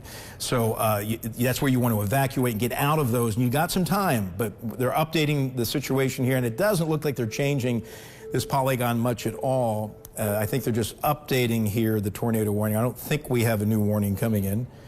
We do have a new warning. Yeah. Okay, let's back it up here and see what we got. And the system trying to... It looks like it's our system. It's that one up there we have. Yeah, northern Spencer, northern Warwick, southern Pike. Yeah, and I believe it's going to be a confirmed one now, at least on radar, but it hasn't hit our system yet. Okay, yeah, that's along that main line of storms to the north, and yeah, we got looks like a purple edge to it there, so this looks like a confirmed tornado warning, and now severe thunderstorm warning for DuBois County, western Perry County, northern Hancock, but a confirmed tornado warning up there along that line. So we told you what's going on in Hopkins County. You know, if you're in that area, south where you need to be in the tornado safe area, Madisonville, Earlington, south to Nortonville, it's coming your way, okay? Now we have to zoom in and focus on what could be another confirmed tornado up here to the north. This is what they're kind of keying off of, where they had the funnel cloud reported near the radar site in Owensville. Now they say a tornado-producing storm located over Fort Branch as it moves east at 60 miles per hour. But they are calling it now a radar-confirmed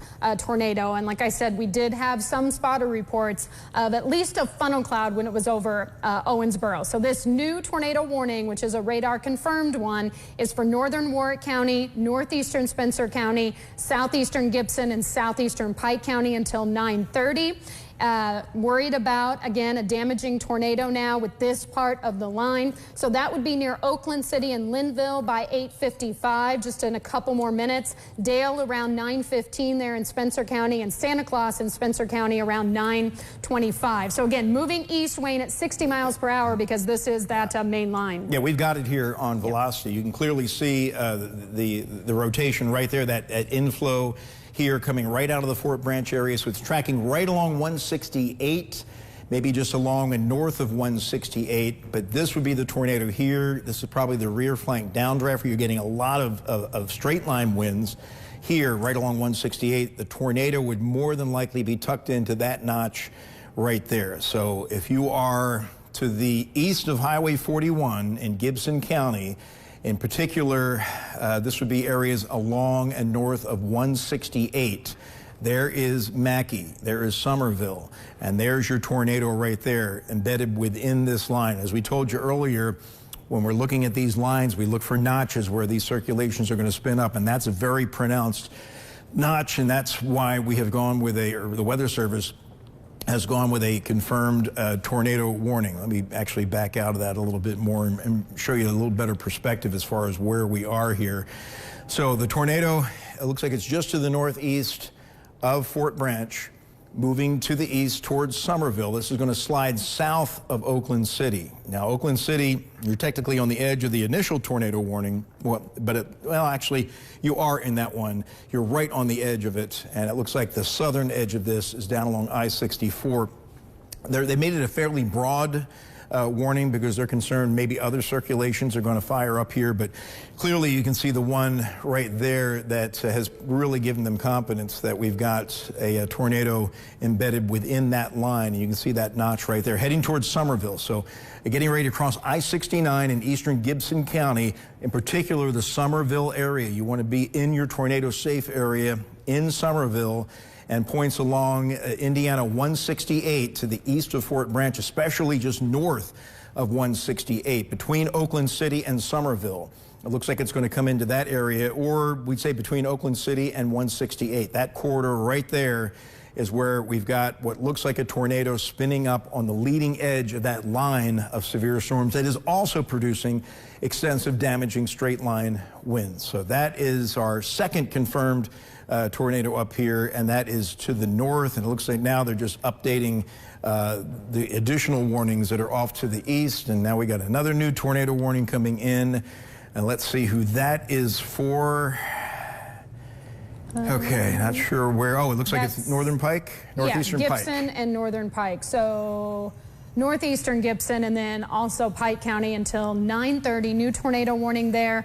Same thing, they're saying radar indicated rotation. So again, I'm sorry, not the same thing. This is just a radar indicated tornado warning, not a radar confirmed one like what we were just tracking for you there, coming out of the Fort Branch area and moving into eastern Gibson County there in the Somerville area. But north of that, in northeastern Gibson County and then over into Pike County, they're issuing a new tornado warning for at least radar indicated rotation, and that will be near Oakland City and also Petersburg and Winslow over the next 30 minutes. So we'll have to keep an eye on that one too. But again, in that tornado warning, they're indicating that this is along the main line, so extensive straight line wind damage, certainly a possibility as that line moves to the east. Now they've got it at about 55 to 60 miles per hour. So still moving pretty fast, maybe just a little bit slower there. But that's the latest on that tornado warning, Wayne. That one just a radar indicated rotation. Okay, all right, we're going to get back to southern Hopkins County. Still a very significant tornado here. Nothing has really weakened at all. It's pushing east of Kentucky 109, and this is going to be moving into areas between Arlington to the north, Nortonville to the south. So if you're in that part of Hopkins County, you need to be getting into your tornado safe area now. You've got some time to prepare, and you've even got time over here. You're not under that tornado emergency yet, but you'll have some time to at least evacuate a mobile home because this tornado continues to hold together. You can see the circulation now to the east of Charleston over a fairly rural area, and then it will continue to track eastward towards, in general, Morton's Gap. I think that might be the closer call for any of these cities here in the southeastern part of Hopkins County. It looks like it'll stay north of Nortonville. Very close call for Morton's Gap. If anything, it might come in just north of Morton's Gap to the south of Arlington. They're going to extend this polygon eventually and focus in on that tornado emergency, but we continue to see a very distinct couplet here coming out of southwestern Hopkins County on live Doppler radar out of the Fort Campbell area, which has got a really good vantage point into this, and it actually looks like the reflectivity may be running ahead here, so it's quite possible that that the tornado is now a little farther to the east, getting closer to Morton's Gap. Just based on reflectivity here, it looks like that maybe the velocity data is lagging just a little bit behind what we're showing on reflectivity. Let me see if I can confirm that with the other radars in the area. We'll just use VWX and see how it's matching up. It's still a little bit farther there to the west.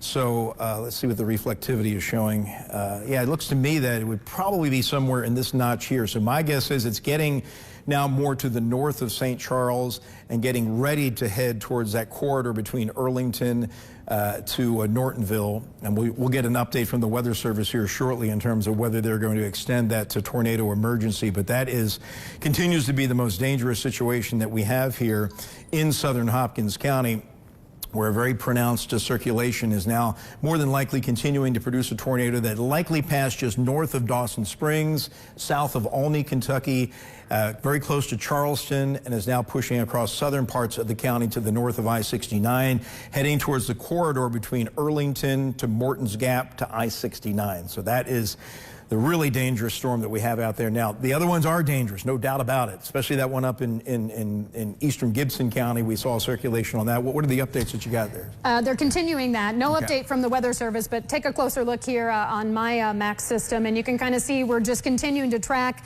where we have those stronger winds showing up, those lighter shades of red there. That's what Wayne was tracking for you, that we picked up just coming out of the Fort Branch area when they really hit this tornado warning a little bit harder and put out a radar confirmed tornado warning. So that is now between about Buckskin and Somerville there in eastern Gibson County. That's moving east. So as that continues to move east, it'll move into southern parts of Pike County around the Spurgeon area up toward Coy, it looks like next, as that kind of stays. It looks like going to be staying just to the south of the Oakland City area.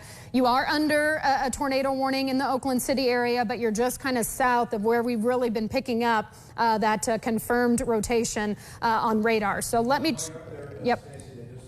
Tornado warning. They just extended the tornado warning into Du Bois and far northern Spencer counties. Okay. For that same circulation. Let's go over to the Louisville Weather Service for the Du Bois County warning. So yeah, so the National Weather Service out of Louisville now indicating a tornado warning for Du Bois County until 10:45 Eastern Time, 9:45 Central Time. Those severe thunderstorms along that line, they're capable still of producing tornadoes and still the extensive straight line wind damage. They're located near Oakland City. So again, that's that whole line moving to the east at 65 miles per hour. I'll pull back a little bit on this and kind of show you that whole line there from up around the Petersburg area. Now another tornado warning that looks like a radar confirmed one up there. Southern Hopkins County, they're extending that okay. pretty much. But then there's another one yeah. up here south and east of Vincennes, over in probably parts of southeastern Knox County, and then over into Davis County there. Yes. And it looks like another update on our tornado warning down here in southern Pike County. Switch to Max 2 while she's getting that. I just want to show you the big picture here because we got a lot going on. Go to Max 1 if you will here, and let me show you the bigger picture. And you can see the new tornado warnings are up in this area here. Severe thunderstorm warnings for the entire Evansville metro, and then we got that tornado emergency down in southern Hopkins County for areas between Earlington to the north and Nortonville to the south. I've been spending a lot of time on that, but now we're continuing to get tornado warnings extended here to the east, along and north of 64 to the east of Highway 41, northeastern portions of our viewing area. Evansville, Henderson, Newburgh, Owensboro, all under severe thunderstorm warnings for the potential of damaging straight line winds. And you can see everything now evolving into that line we were talking about. And this is the main event, I think, for Evansville right now, Stacy. It looks like yeah, we definitely got that. And I'm not even sure that Evansville even went under any kind of a warning, to be honest. We do have a warning. Okay. A severe thunderstorm warning. Okay. They blanketed the whole area here. Before we get up to Evansville, I want to get down and update the situation down in Hopkins County, because they did extend the tornado emergency a little farther off to the east. No surprise there. We've been tracking that circulation, but you can see now that indeed it's going to stay south of Madisonville and to the south of Earlington. So that you can see it's a box within a box, if you will. And so this is the new tornado emergency. Arlington to the north, Nortonville, I-69 to the south. What are they saying about that, Stacy, as I pull up some of the velocity data here? And I'm going to actually pull this up out of the HPX area. Okay, here's the latest on that. It is still a tornado warning emergency there for central Hopkins County, including Morton's Gap. So again, tornado warning for southeastern Hopkins County. It's going to go for another 25 minutes until 9:30. Still calling it the same, a confirmed large and destructive tornado near Dawson Springs and moving east at 30 miles per hour. So this is a tornado emergency for Morton's Gap and really all of central Hopkins County. Still a radar confirmed tornado, and we've certainly had lots of reports of that. Considerable damage possible, and it's going to be near Arlington and Morton's Gap here in the next few minutes. Okay, and you can see the circulation there crossing Kentucky 112. Although, let me just check reflectivity real quick. I'm not sure if it's keeping up with the reflectivity or the velocities are keeping up with the reflectivity, but it looks like it's getting probably pretty close now to the Morton's Gap area. So you can see this new polygon right in the middle. You draw a line down the middle of it, bam, you got Morton's Gap. So Morton's Gap, I think, is going to be the most populated town in the direct line of this tornado. May just miss you to the north, but boy, if you're in Morton's Gap, you need to be in your tornado safe area. Basement, lowest floor of your home, you know the routine, and we'll ride this out because this has a history of producing a tornado, a very pronounced signature, broad circulation. I'm thinking that data might just be a little bit old, so I'm just going to go. And they've extended this now into central Muhlenberg County, Wayne, the tornado warning down there, and that's going to go until 10 o'clock. So they're already just kind of giving Muhlenberg County a heads up with that. Okay, so yeah, looking at all the radar data here, you know, all the velocity fields are still coming in back here. So yeah, they are extending it farther to the east into Muhlenberg County, you said. So, and we will get into, we'll just track it to town by town here. And right now we're focusing on the areas south of Madisonville here for a very dangerous tornado along Kentucky 112, about to move south of Arlington into the Morton's Gap area or very close to Morton's Gap. So you really need to be in your tornado safe area down there. This is not a situation where you got to wonder, is this the real deal? I think this is the real deal.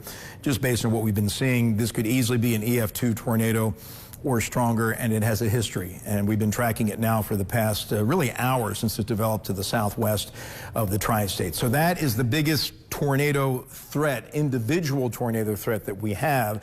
And then we've got the tornado warnings embedded within the line that is now advancing through our northern counties. You can see along and north of 64, eastern Gibson, Pike, Du Bois counties, and those areas along 64 in Warwick and Spencer counties have a tornado warning, straight line winds, embedded tornado, and then the rest of the area getting a severe thunderstorm warning for damaging straight line winds. And as we can see here from the bigger picture, it looks like the main event playing out for Evansville. And honestly, it looks like Evansville may have slid by here without too much trouble, because you can see this line really setting up here, and that's got to still plow through our southeastern counties, and then it turns a little bit more to the north. So eventually this is just going to turn into one big Boeing line of storms, slide down into Tennessee. It's in the process of doing that right now. But this part that's detached from this line here appears to be getting a little more shear, and so we're seeing more spin-ups here along that part of the line. And it looks like this part here, south of Evansville, is now kind of really diminishing the threat for the Evansville, Henderson, Newburgh area. Not entirely, but at least that's the way things have been evolving here in the last 15 to 20 minutes. But clearly the most dangerous storm is down here.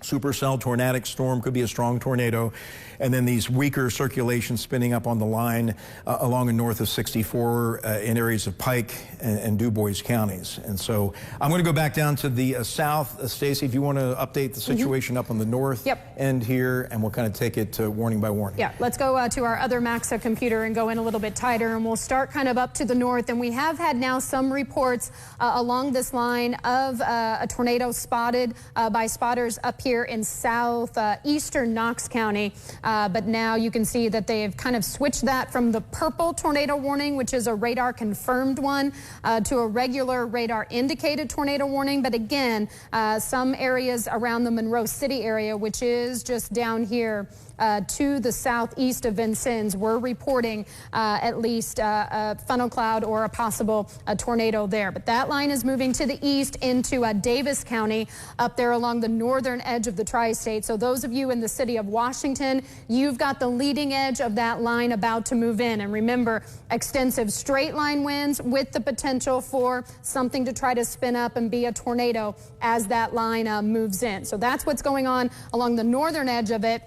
And then that extends now down the leading edge almost all the way through Pike County. The leading edge is now to the east of Petersburg and really moving through the Winslow area. So main event there in Pike County now for the Petersburg and Winslow areas, but on the leading edge of that and then working its way into Du Bois County. That's when you're going to have your main event with, again, the potential for some extensive damaging winds, but also something to spin up as a tornado. So those of you in Du Bois County, you're also under a tornado warning. And these are more, you know, obviously bigger tornado warnings. They're kind of just kind of doing broad ones because they're concerned about the whole line with some damaging winds. But again, something could try to spin up there. The gust front is about to hit Owensboro. Okay. So I want to show you, this is game on for Owensboro. This is the main event coming in right now. Straight line winds. Straight line winds, and you haven't been under a tornado warning in the city of Owensboro. And I think that straight line wind threat there is for 60-mile-per-hour winds. So a regular severe thunderstorm warning, but nonetheless, right now is when you're getting probably your strongest wind. And switch over to Max 1. We got the camera out of the Owensboro riverfront. And so this is the main event for the city of Owensboro. More intense than what came through Evansville. But the line of straight line winds now plowing through the city. This is a live view off the top of the Hampton Inn, looking down on Smothers Park. And this is going to be the main threat, the main concern for Owensboro. This line of severe storms with potential damaging 60-mile-per-hour winds, maybe a bit stronger in some locations here. Clearly, you can see the camera rocking in the wind there. The visibility reduced. We're having a hard time even seeing the Glover Carey Blue Bridge there, not too far off in the distance. But this is now sweeping across Owensboro. And again, this is kind of all organized and intensified south and east of Evansville. So Evansville did not see anything this intense. But now it is setting up southeast of Evansville, and that's why I'm cautiously optimistic that Evansville is really sliding through all this without too much trouble, with the worst more to your south and to your northeast, the way it's been shaping up. But Owensboro, it's game on right now. Live view from the downtown riverfront there off the top of the Hampton Inn. Potential damaging 60-mile-per-hour winds moving through, and they got a tornado possible on that. I don't know if they just added that, Stacy. No, it's been like that the whole time. It's for 60-mile-per-hour winds and quarter-size hail, but it has had that tornado possible on it since it was first issued a little while back. Okay, so yeah, I'll let you get back to your radar there and kind of track the rest of that northern line, and then we're going to get back down to Hopkins County when you're done with that. Yeah, so you can see the blinking red box there. That is a new update on that tornado warning that is now for southeastern Pike County and then across northern Spencer County, and then, of course, all of Du Bois County under that. But it's basically for the leading edge of this line that is now almost out of Pike County. It's kind of on the far eastern edge of Pike County, and then it kind of goes down and clips the northeastern edge there of Warwick County. So that part of the line will be making its way into Du Bois County, into the western part of Du Bois County, and then it will also move across northern Spencer County. And then that part of the line really weakens, and then we kind of pick up the southern part of this line that, like Wayne was saying, set up south and east of Evansville. So that's moving through Spencer County right now, and you could certainly be dealing with your strongest winds, and that'll be moving into the Tell City area here very shortly. As Wayne just said, Owensboro, you're getting your main event with that line too, and then it kind of curves back to the southwest. So as you head down into northern McLean and then southern and eastern Webster County, that's where the leading edge is too. And again, straight line damaging winds are going to be the main concern there. And then south of that is where we still have our standalone supercell in Hopkins County with that tornado warning, which has been our tornado emergency warning going into Muhlenberg County. So let's go back to Wayne for the latest there. Yeah, that circulation unfortunately continues to hold together. Let me clear these away, but we've got that tornado now about to cross I-69 between Earlington and Morton's Gap. You can kind of see it right there. And so they've really narrowed down the tornado emergency portion of the polygon here. The initial polygon got all the way up to Earlington, but or north of Earlington, almost into the south side of Madisonville. But it's this one right here. This is really focusing on where we have the most significant tornado threat, and you can see it crossing 41 now, right between Earlington and Morton's Gap. So if you're in that corridor, you need to be in your safe area. We've been telling you that, for the past 30 to 45 minutes. It's going to be crossing I-69 next to the south of the Earlington exit, and then it would continue towards Muhlenberg County. Now you got Sandy located over here, and let's just bring some other communities into view here. Now Bremen, you're technically in this tornado warning, but obviously a lot of history with Bremen, and of course Dawson Springs back in 2021. It looks like, at least if this maintains its path, it would stay south of Bremen. It would come in north of the Western Kentucky Parkway in Muhlenberg County and be more of a threat to the Kentucky Route 70 corridor, or maybe just south of 70 there in Muhlenberg County, but that would be more than likely to the south of the city of Bremen, which is probably just a little too far north to get this particular tornado into play. But it's now getting ready to cross I-69 between Earlington and Morton's Gap. Long history here of a tornado. We don't know yet about damage. I think it's moved over a fairly rural area, just missing Princeton, Kentucky, and then just missing Dawson Springs to the north. Fairly rural area. Might have gotten close to Charleston, Kentucky, Olney, Kentucky. And now, as it continues to track across central portions of Hopkins County, it is sliding just south of Earlington and probably just north of Morton's Gap in this area right here. We're using the radar out of Fort Campbell. It's got a nice clear shot into this. And I'll kind of show you the reason here that this storm is maintaining its intensity for so long. It is out ahead of the main line, and it has no interference whatsoever. It has got all of that warm, moist air coming up from the south. It's not competing with any other storms, and that makes a big difference when it comes to which supercells are going to stay severe and which are eventually going to fall apart, because that inflow, if it gets cut off by another cell, then you don't get it. So it's kind of like a wide receiver out here. It's the only receiver. It's going to get the ball thrown to him. And that's the case right here. Nothing obstructing the inflow to this storm, and that's why it will likely hold together until this main line catches up with it.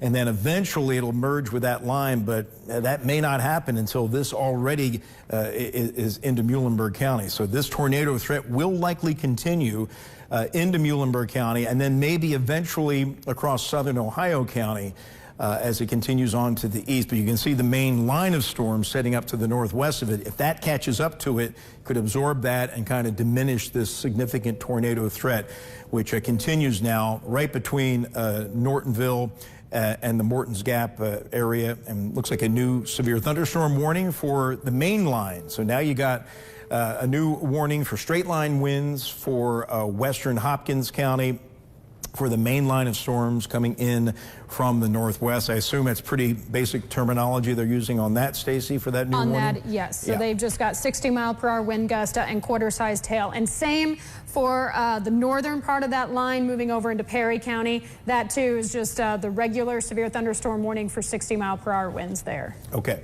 All right. So we're keeping an eye on what's going on northeast of Evansville. That appears to be the secondary tornado threat within the line, but the more significant tornado threat continues to be down here in our southern counties, in east central portions of Hopkins County. So we continue to look at the velocity data coming in out of that, and maybe it's not looking quite as organized as it did earlier. Matter of fact, let me step off camera here. I want to step through time here, because sometimes that gives us a pretty good feel for how things are evolving with a particular storm. So let me back it up here, and we're going to look at this rotation over time. And like right there, okay? Now clearly, we just took a hit.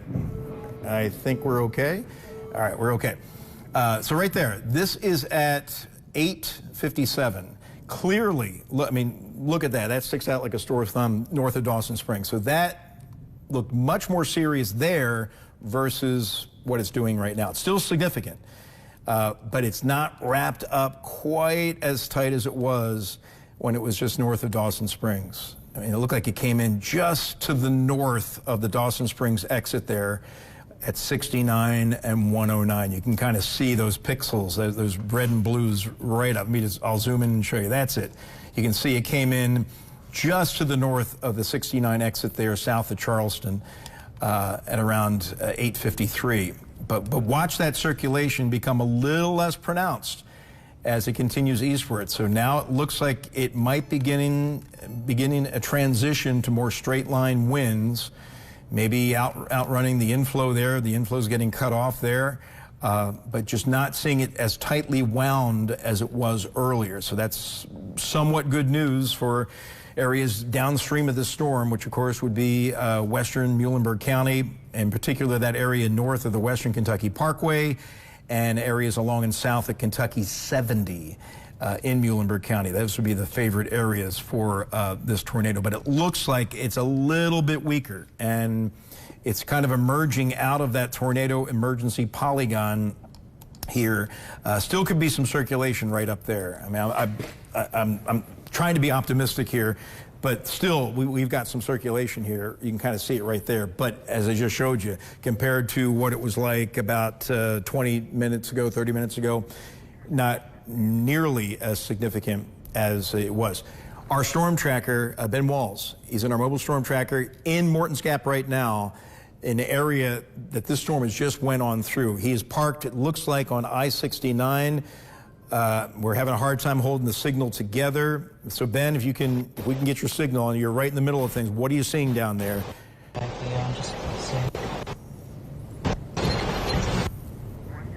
Yeah, it looks like we are having a hard time. He is right in the middle of that storm, and probably, yeah, the worst has gone through the Morton's Gap area.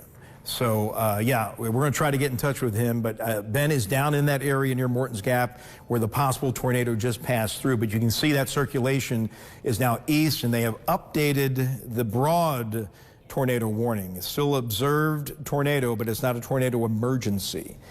So that's good news. What are they saying, Stacey? They've dropped it down to a radar-confirmed tornado, and that's when you see the purple on our tornado warning. So they're continuing that until 10 o'clock for central Muhlenberg and southeastern Hopkins County. Still talking about a confirmed tornado because obviously that's what we've been tracking. Located over Morton's Gap or now south of Madisonville, moving east at about 25 miles per hour. So that'll be near Graham at 9:25, Greenville there in Muhlenberg County at 9:35, Central City and Powderly at 9:40. So again, they've dropped it down a little bit to a radar confirmed tornado, and that tornado warning is going to continue until 9:21. So this is going to include Interstate 69 in Kentucky between mile markers 105 and 112. Also the Western Kentucky Parkway between mile marker 39 and 63, and then the Pennyrile between mile markers 33 and 34 down there as it moves into Muhlenberg County. Okay, we had some new warnings up north of the White River, so we're going to get to Stacey on that in a moment. I want to show you in a little clearer detail here where that tornado warning is now for the southern storm. Greenville on the southern edge, but Central City, you're in basically the northern half of Muhlenberg County is under that warning, with Greenville on the southern edge. But the most favored circulation you can kind of see coming out of here would be south of Bremen, eventually moving towards the Central City area. But it looks like it's going to stay north of the Western Kentucky Parkway, at least the initial circulation that we have been tracking all along. But now as we take a look at the bigger picture, the severe threat really diminishing now for Evansville and points northwest. Now everything setting up in a line. We knew that was going to happen. This was going to evolve into a linear system, long line with straight line winds and embedded tornadoes. And the supercells, just one left, and it's a big one down here in eastern Hopkins County, moving into northwestern Muhlenberg County. That's the only supercell we have left. But you can see that the line, we got the north-south line here that appears to have more tornadic action on it. They're embedded tornadoes. And then this line appears to be more straight line winds. Everything now east of the Evansville area in terms of the really strong action. That's why I'm cautiously optimistic that the threat is really winding down now for Evansville and points to the north and west. And now we'll just have to focus here on our southeastern and far northeastern counties for a little while longer. And as we were saying all along, this threat would be over with by 11 o'clock. And indeed, that will be the case, probably ending between about 10 and 11 o'clock. But too, that they think that the tornado signature there in eastern Hopkins County is finally weakening. Finally weakening after about an hour of a very pronounced circulation. And hopefully we're going to, well, Ben is down there in Hopkins County. So what we need to send Ben to, he's not really going to be able to catch up with this, but control room, if you can get Ben to travel out towards, maybe go to Dawson Springs and then take the Dawson Springs exit and go north towards Charleston. That's the area we need to find out how much damage there is. Unfortunately, I think there's going to be damage there, but we're going to send Ben Walls out towards Dawson Springs and then north of the Dawson Springs exit. Okay, okay, if we can, we'll get back to Ben in just a moment. Let's right now get back down here to this one remaining supercell, and the line's almost caught up with it, and I think that might be breaking up the circulation some, but you can still see that tornado warning, and we're still going to use that radar down in the Fort Campbell area and see exactly what we got in terms of velocity. Still a little bit of rotation right there, getting ready to cross the river into western Muhlenberg County. So there's Bremen, there's Greenville. Again, if we're going to get a tornado out of this, it more than likely would stay south of Bremen and perhaps, I'd say areas north of the Western Kentucky Parkway. Right now, the most favored signature would be right there. And it looks like they just added some sort of severe thunderstorm warning for the main line. So they have two warnings going on. They got a warning for the supercell, tornado warning for the supercell, and now a severe thunderstorm warning for the line. And the line down there is 60-mile-per-hour wind gust and quarter-sized hail, so our normal severe thunderstorm warning. Okay, which is nice. Normal is nice on this particular night. Let's look at the shear tracks and see if this is helping us out some. And yeah, this is going to be a good way to show you how this storm has been tracking and evolving. Okay, so this is the storm over time. So basically, our system taking a snapshot every 4 minutes of where the rotation is and color coding it, making it a little bit easier to see. So as we talked about, this likely went in just north of Dawson Springs, right past the exit there, and then continued across southern Hopkins County. But you can see the circulations are getting weaker. We had all these shades of purple in there, and it gets really significant circulations. And now we're just getting that first shade of light blue there. And so if we just project that line and continue it in this general direction, you can see that it will stay north of the Western Kentucky Parkway, south of Bremen, but get close to Central City.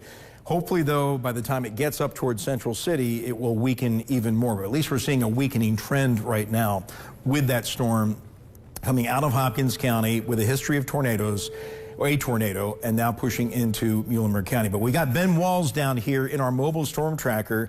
So we're going to be, he was in Morton's Gap a moment ago. We're going to send him along the western, or I-69, I should say, to the Dawson Springs exit and then go up here to the north of that exit, and I think he's going to run into something.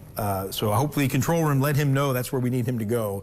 We had a hard time communicating with him. He's been in the middle of all this action here, but that's where we'll send Ben, and we'll know pretty quickly how bad the damage is, but I think we're going to find some damage down in that area. So, okay, that's kind of the storm over time.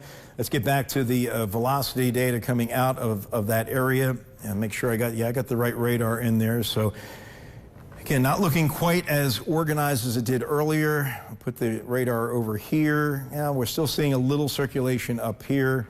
So we'll zoom in a little tighter, and if I show you that, we're going to get up north of the White River and show you a couple of warnings up there. Fringe counties for us, but nonetheless, we want to show you what's going on. So yeah, if we got a little circulation left, it would be right there getting ready to cross over the Muhlenberg County line. So Sandy, the area along 70 there in the community of Sandy, would be the next area of concern with this, what appears to be a weakening tornadic cell pushing into Muhlenberg County, but still a tornado warning in effect for the northern half of Muhlenberg County. But we're really focusing in on that part of the line, or that part of the storm that is going to be tracking north of the Western Kentucky Parkway and perhaps along and south of Kentucky 70, and Sandy would be the next community of size in line for that particular circulation. All right, so that's the latest down on the Hopkins-Muhlenberg County line. Now let's go north of the White River into Indiana for the tornado warnings up there. Stacey. That's right. And real quick before we get to that, you mentioned Charleston and having been going there.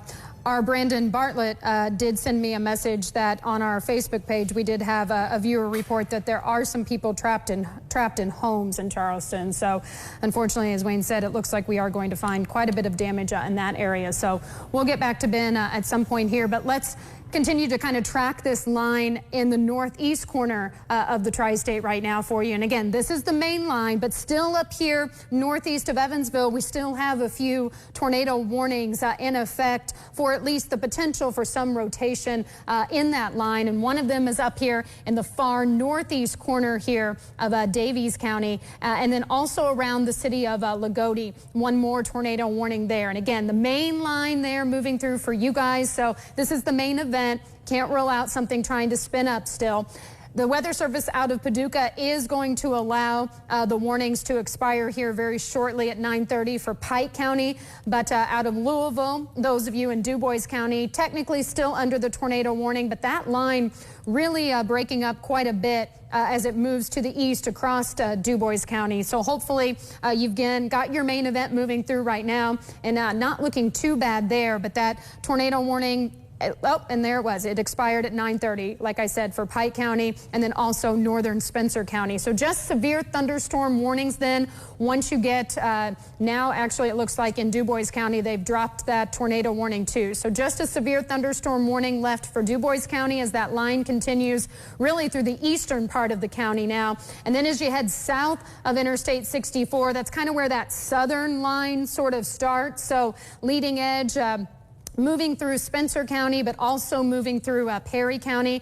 Again, just a severe thunderstorm warning for 60-mile-per-hour wind gusts and quarter-sized hail. And then that starts to arc back to the southwest through the middle of Hancock County there. And now it is south and east of Owensboro, at least the leading edge of that line there in Davis County, kind of the southern and eastern part of it. And then it goes back into much of McLean County, at least the leading edge, getting into the southern part of the county there. And then those of you in Hopkins County, you obviously had to deal with that tornado, but now you're kind of getting the main line coming through with just the potential for 60-mile-per-hour wind gust and some hail, some heavy rain and lightning as that continues to push on through. So that's what we have right now. We're getting a lot of flood advisories and things like that. So obviously, even behind the main line, you can see lots of moderate to heavy rain continues. So if you're trying to get out and look at damage and look at things, be very careful because we're dark now and you don't want to try to drive through any water that's covering the roads out there. That can be a big problem for us too.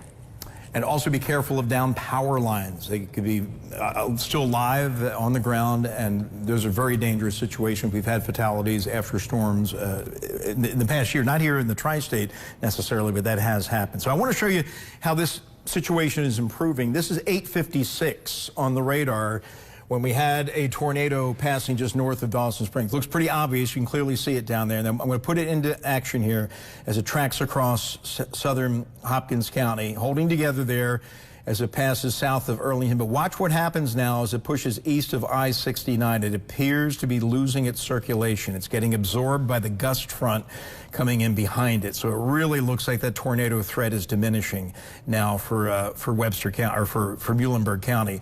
Because right there we still have circulation, but watch the area of dark blue come in behind it and is now pretty much overtaking that supercell and shutting it down. So it looks like the tornadic part of this storm, at least the strong tornado that was embedded within the storm, is getting knocked apart, and so that threat is diminishing some. What would be left of that circulation would still be potentially in that notch here in western Muhlenberg County, pretty close to Kentucky Route 70. there in the Sandy area. So if we have anything left on that tornado, that's where it would most likely be, right along Kentucky 70, maybe just south of it in that notch right there, moving towards Sandy. But as I just showed you, this is looking nothing like it did about 45 minutes ago when it was plowing through areas to the north of Dawson Springs, which we have our mobile storm tracker en route to. Ben Walls will hopefully have a live report from the area just north of Dawson Springs, south of Charleston, where we have some damage already confirmed, but we have our vehicle and our mobile storm tracker en route to that area to hopefully get some information on just how bad it is. But just based on radar, I think it's going to be bad in some areas, but it looks like it did hit a relatively unpopulated area of southern Hopkins County. I mean, hitting any area with population is not good, but at least it looked like it may have avoided the bigger towns. Certainly looked like it went north of Dawson Springs. And now what's left of that is weakening a bit. It looks like we got a new tornado warning in effect, and this is for southern Muhlenberg County. Just a radar indicated rotation on this. So they're saying a severe storm capable of producing a tornado near Weir or 12 miles southwest there of Central City. And they have it moving faster now to the east at 45 miles per hour. So Powderly, Weir, Greenville, about 9:40 is when you can expect that storm. Okay, so that is that same supercell just trying to stay alive out ahead of the main line here. Still has all of that uninterrupted flow in from the south, that warm, moist air coming up from the south, fueling it. But now it's getting interference from the northwest, so it's having a little harder time holding together, but it's trying. And now it's got another circulation trying to spin up here on the south end. The original circulation was in that notch right there, and now starting to see something trying to spin a little farther to the south. But my guess is this would not be as significant as what we saw in Hopkins County. But let's get over to the radar out of Fort Campbell, and we will see exactly what it's showing here in terms of potential rotation, and could be something right down here in this area. So almost a situation kind of like we were seeing up in our northern counties on the leading edge of that gust front. Now we're seeing some circulations trying to spin, but this is basically the gust front merging with that tornadic supercell down in Muhlenberg County, and it's still trying to spin some here. And you can see the new warning does take into account the southern portions of Muhlenberg County, which originally were not under the tornado warning. Now you are for the line that's coming in from the west. There could be an embedded tornado within that. It looks like they updated a part of this, Stacy. They did. They're just going to keep that going too until 10 o'clock. So that part of the storm, or the part of the line capable of producing a tornado, they had located over Graham, about 10 miles west of Central City, moving east at 40 miles per hour. Again, both of these tornado warnings are now just radar indicated rotation. So yes, still a tornado warning, and yes, we still need to be in our tornado safe place until this completely gets out of there, but certainly a step or even two down from where we were a little while ago. Indeed. So let's reset the table here. We've got just the one tornado warning. It's actually two combined, covering all of Muhlenberg County, and then a severe thunderstorm warning across along the entire line, all the way from Martin County down through Du Bois, Perry, Hancock, Northern Ohio, and then back through McLean, Hopkins County. Evansville is in the clear now, at least in terms of severe weather. Flash flood warnings in effect, it looks like, for Henderson, Webster, and Union counties, and maybe for points farther off there to the east. So we still have some more straight line wind threat to deal with down here in Ohio, because if you're not under a warning yet, you will be. I'm sure the rest of Ohio County is going to go under a severe thunderstorm warning, but that would be the only part of the tri-state that is still left to go under a warning before this finally comes to an end. And we can see on live Doppler radar this Boeing line of storms now, and we kind of talked about this all along. Initially, it was going to be scattered supercells forming with a significant tornado threat. Remember, just I think it was an hour and a half, 2 hours ago, we had 3 supercells lined up from southern Henderson County, across Union County, and then back into Gallatin and Saline counties. And Morganfield, we need to hear from, I don't know if we had any damage in Morganfield. That was the first storm that we were really worried about going into Morganfield. And then the monster, or the much bigger one, came out of Caldwell County into Hopkins County. That was certainly the biggest one of the day. But we had 3 lined up just south of the river there in the early stages of this event. And then we expected it to evolve into this long Boeing line of storms, and that's what we have right now, all sweeping to the southeast, and it looks like these are going to be clearing. I think the main severe weather threat will likely be over by 10 o'clock. Originally we were saying 11. Looks like it's going to be 10 o'clock. So a very intense time frame here of severe weather that played out in a pretty compact, quick time frame also, from roughly 7 this evening to 10 o'clock. Just about 3 hours. Often when you get a lot of warnings, it's about a 4-hour stretch. Okay, that's Eddyville. That would be a different tornado. Where's Ben Walls? That's what we need to know, where Ben is. Because that Eddyville tornado, we'll get to that later. That was from earlier in the event. Okay, no signal. Okay, that's the problem. He's in an area where cell coverage is pretty thin, so he's getting very close to Charleston. At the very least, I think Ben's going to be able to tell us what he sees. Text too from our news director, Warren Korf, and he said that we are getting a lot of reports of people trapped in homes there in Charleston and saying some pretty bad damage in that area. Right. So we'll hear from Ben here soon. Yeah, we may not be able to get video, but at least we'll get a report from him on the phone. Hopefully, I mean, like I said, cell phone service could be very sparse down there. It often is just because of its location, and then if cell towers got knocked down, that's even harder to get a signal out, though. So that's where Ben is right now, just to the north of Dawson Springs, investigating the damage down there. But what's left of that storm is now in Muhlenberg County, much weaker, as we continue to watch the southeastern part of the tri-state deal with what's left of this line. Looks like our northeastern counties are just about out of it. It looks like the leading edge of the strongest winds are almost pushing out of Martin County. Looks like they're winding down in DuBois. Maybe still some action there in eastern Perry County. But the focus is going to be down here in our southeastern counties for about another 30 minutes, and then we're just going to really focus on what happened in Hopkins County and other points in the tri-state. We may have certainly had damage elsewhere, but it looks like areas down in southern Hopkins County were hit pretty hard. And honestly, we're not surprised based on what we saw on the radar, but let's track what's left of that supercell that caused all the trouble in Hopkins County, and you can see it's getting absorbed now by the main line coming in from the north. It is no longer standing alone by itself, and that's going to help tear apart the circulation, or at least the main circulation. So we'll switch over to HPX here, look at velocity, and see if any of that circulation is holding together. If we have anything, it's going to be where the blue meets the red here, and that would be getting close to Greenville now. So Greenville, this will be your main event. For you, it looks like it's pushing through the Bremen area. But I'm not seeing any well-defined circulation on that line, but there could be something briefly trying to spin up. At the very least, some pretty strong straight line winds and dark shades of blue here pushing into the Greenville area. So we've been obviously focusing on these tornado threats, but we certainly have the potential here for some widespread damaging straight line winds as its darker shades of blue really just roar right across much of Muhlenberg County here.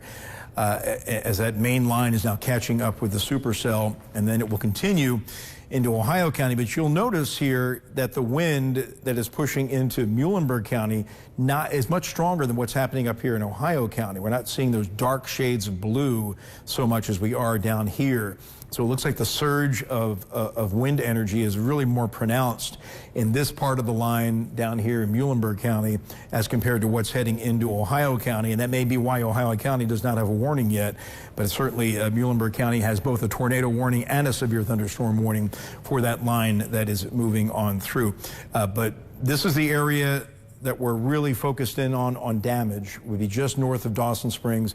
Between Dawson Springs and Charleston, that area right there, and across southern Hopkins County. It looked like it weakened by the time it got to the Muhlenberg County line, but it looks like southern, perhaps southwestern Hopkins County, just to the north of I-69, got hit hard by a tornado here this evening.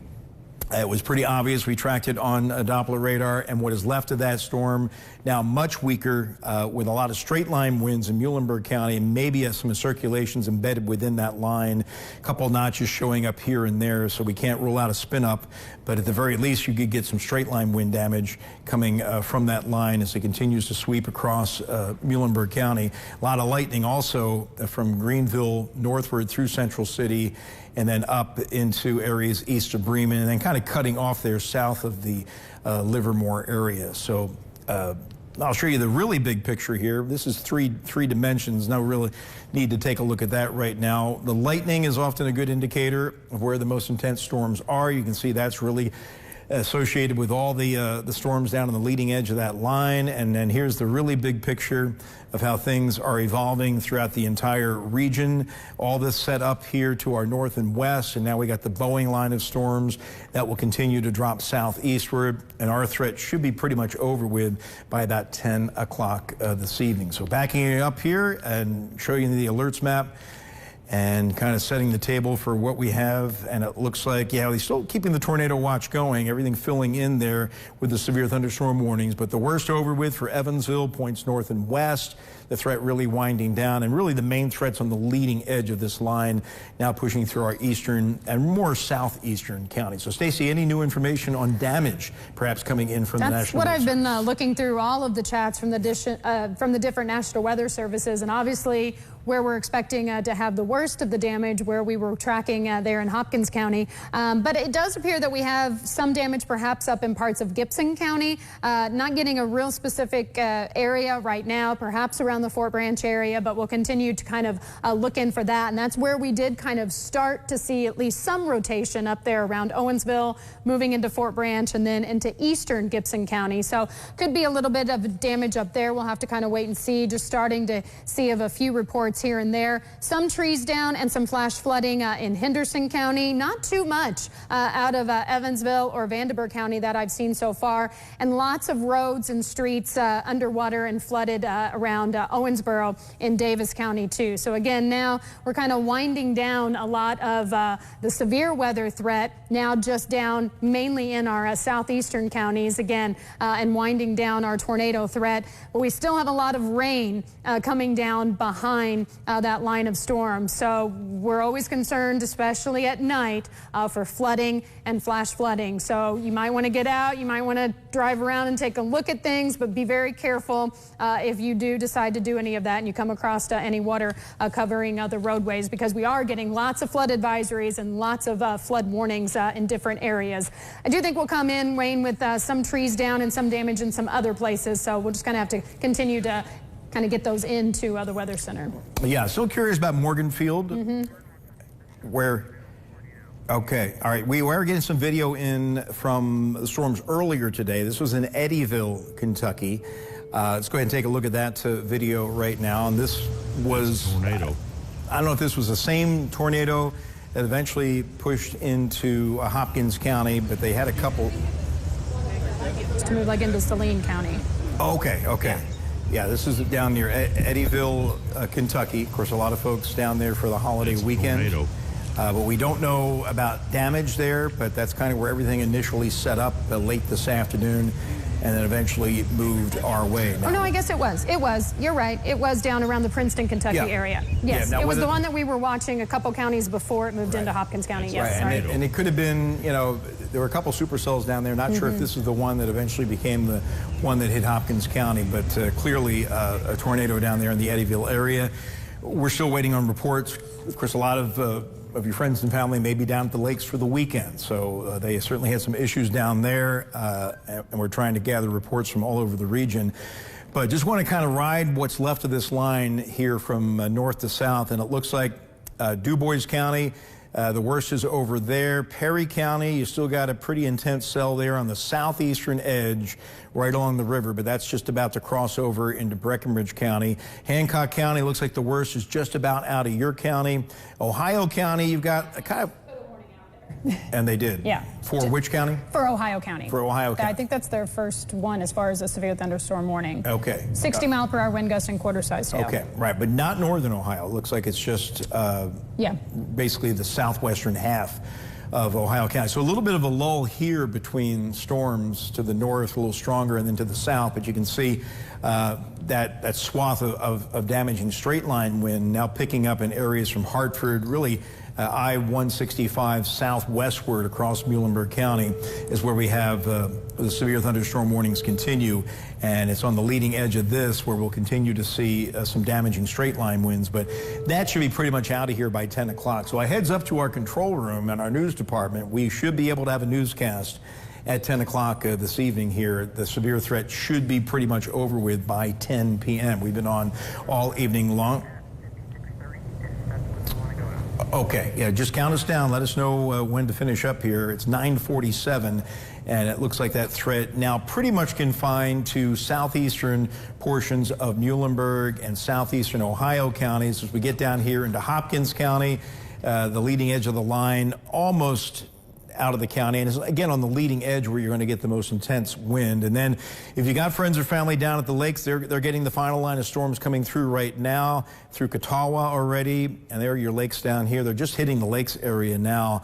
Katie's has yet to see the wind, but that straight line wind's heading your way. Looks like a severe thunderstorm warning down there, but no tornado warnings on this part of the line down in far western Kentucky. Looks like they got a lot of the wind and rain, but it looks like that'll be the final event certainly for them also.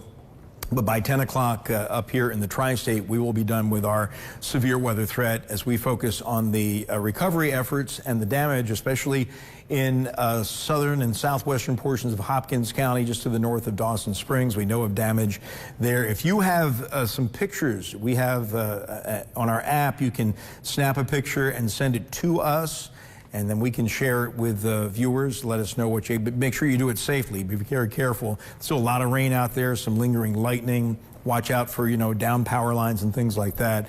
But just be careful moving out after the storm. But you can go ahead and send us some pictures of any damage that you have. But we fear the worst of the damage is going to be down here in southern Hopkins County, just north of I-69. And then we're still very curious about what happened with that first initial wave. There's 3 supercells that kind of laid out coming out of southern Illinois. One went through Morganfield, another one went right along the Webster-Henderson County line, and then we had the other one come out of Saline County. All right, we do have an update now from Ben Walls. Okay, so search and rescue, is that in the community of Charleston?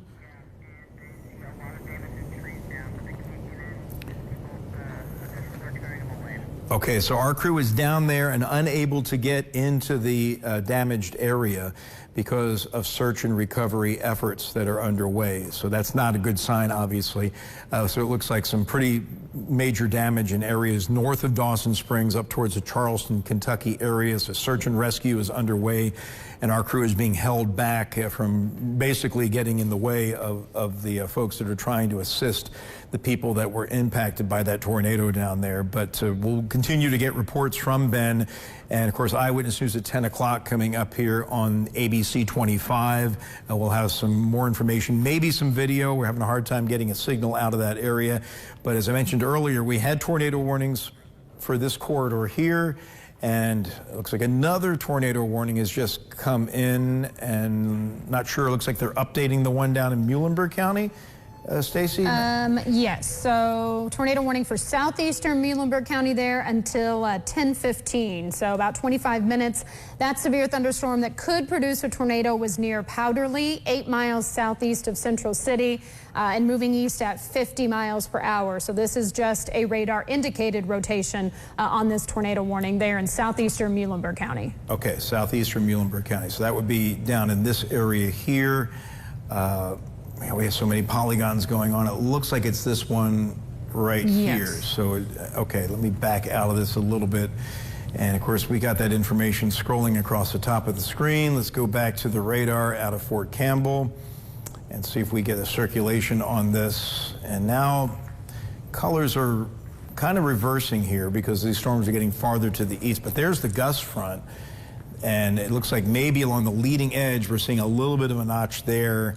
And that would be just south of Drakesboro, about to cross 431. So this would be east of Greenville. Let me just look at the raw velocity here. Okay, so it looks like, yeah, it might be a little circulation right in there.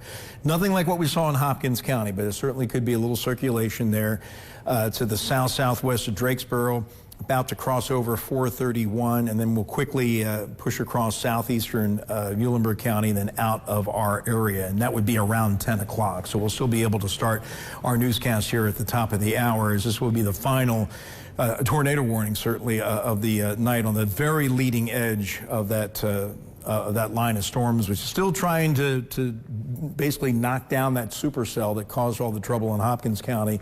Still kind of hanging on here and merging with that line, where we still have a little bit of a circulation south of Drakesboro, and that tornado warning will continue. And eventually that circulation would shoot just south of Ohio County and just south of the Rochester Ferry area. But that is the one area that we're watching reflectivity-wise. You can kind of see it in the notch right there. So, yeah, this threat should be winding down, I think, for most of our area by about 10 o'clock or shortly thereafter. So coming up on Eyewitness News at 10, we're going to take a look at all aspects of how this evening has played out. But most importantly, we will be down in southwestern Hopkins County in the areas north of Dawson Springs and near Charleston, where a tornado has produced significant damage with search and rescue underway. We don't know about injuries at this point, but we have a crew on the scene down there, and we're going to get the latest information from them.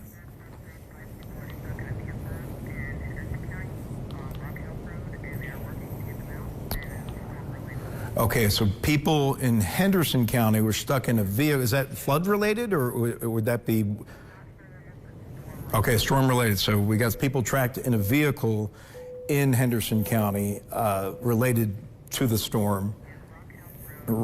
Rockhouse Road, 5 people on Rockhouse Road stuck in a vehicle, storm related. Not sure exactly the details on that. So we'll have more of that coming up on Eyewitness News at 10 o'clock, starting in about 6 minutes on ABC 25. So this severe weather event continues to wind down. You can see way down here, southeastern tip of Muhlenberg County, that tornado warning continuing for about another 5 minutes, a little weak circulation on the leading edge of that line. But the severe weather threat over with for Evansville, and really anywhere behind this line. That's pretty much it. They're going to take a little time, it looks like, clearing out the watch. Yeah, they've still got the tornado watch out, but here are your flash flood warnings. We haven't talked a lot about that, but David, really just about all of western Kentucky except Ohio County under a flash flood warning because of all the heavy rain, not only from the storms tonight, but that was on top of all the storms this morning.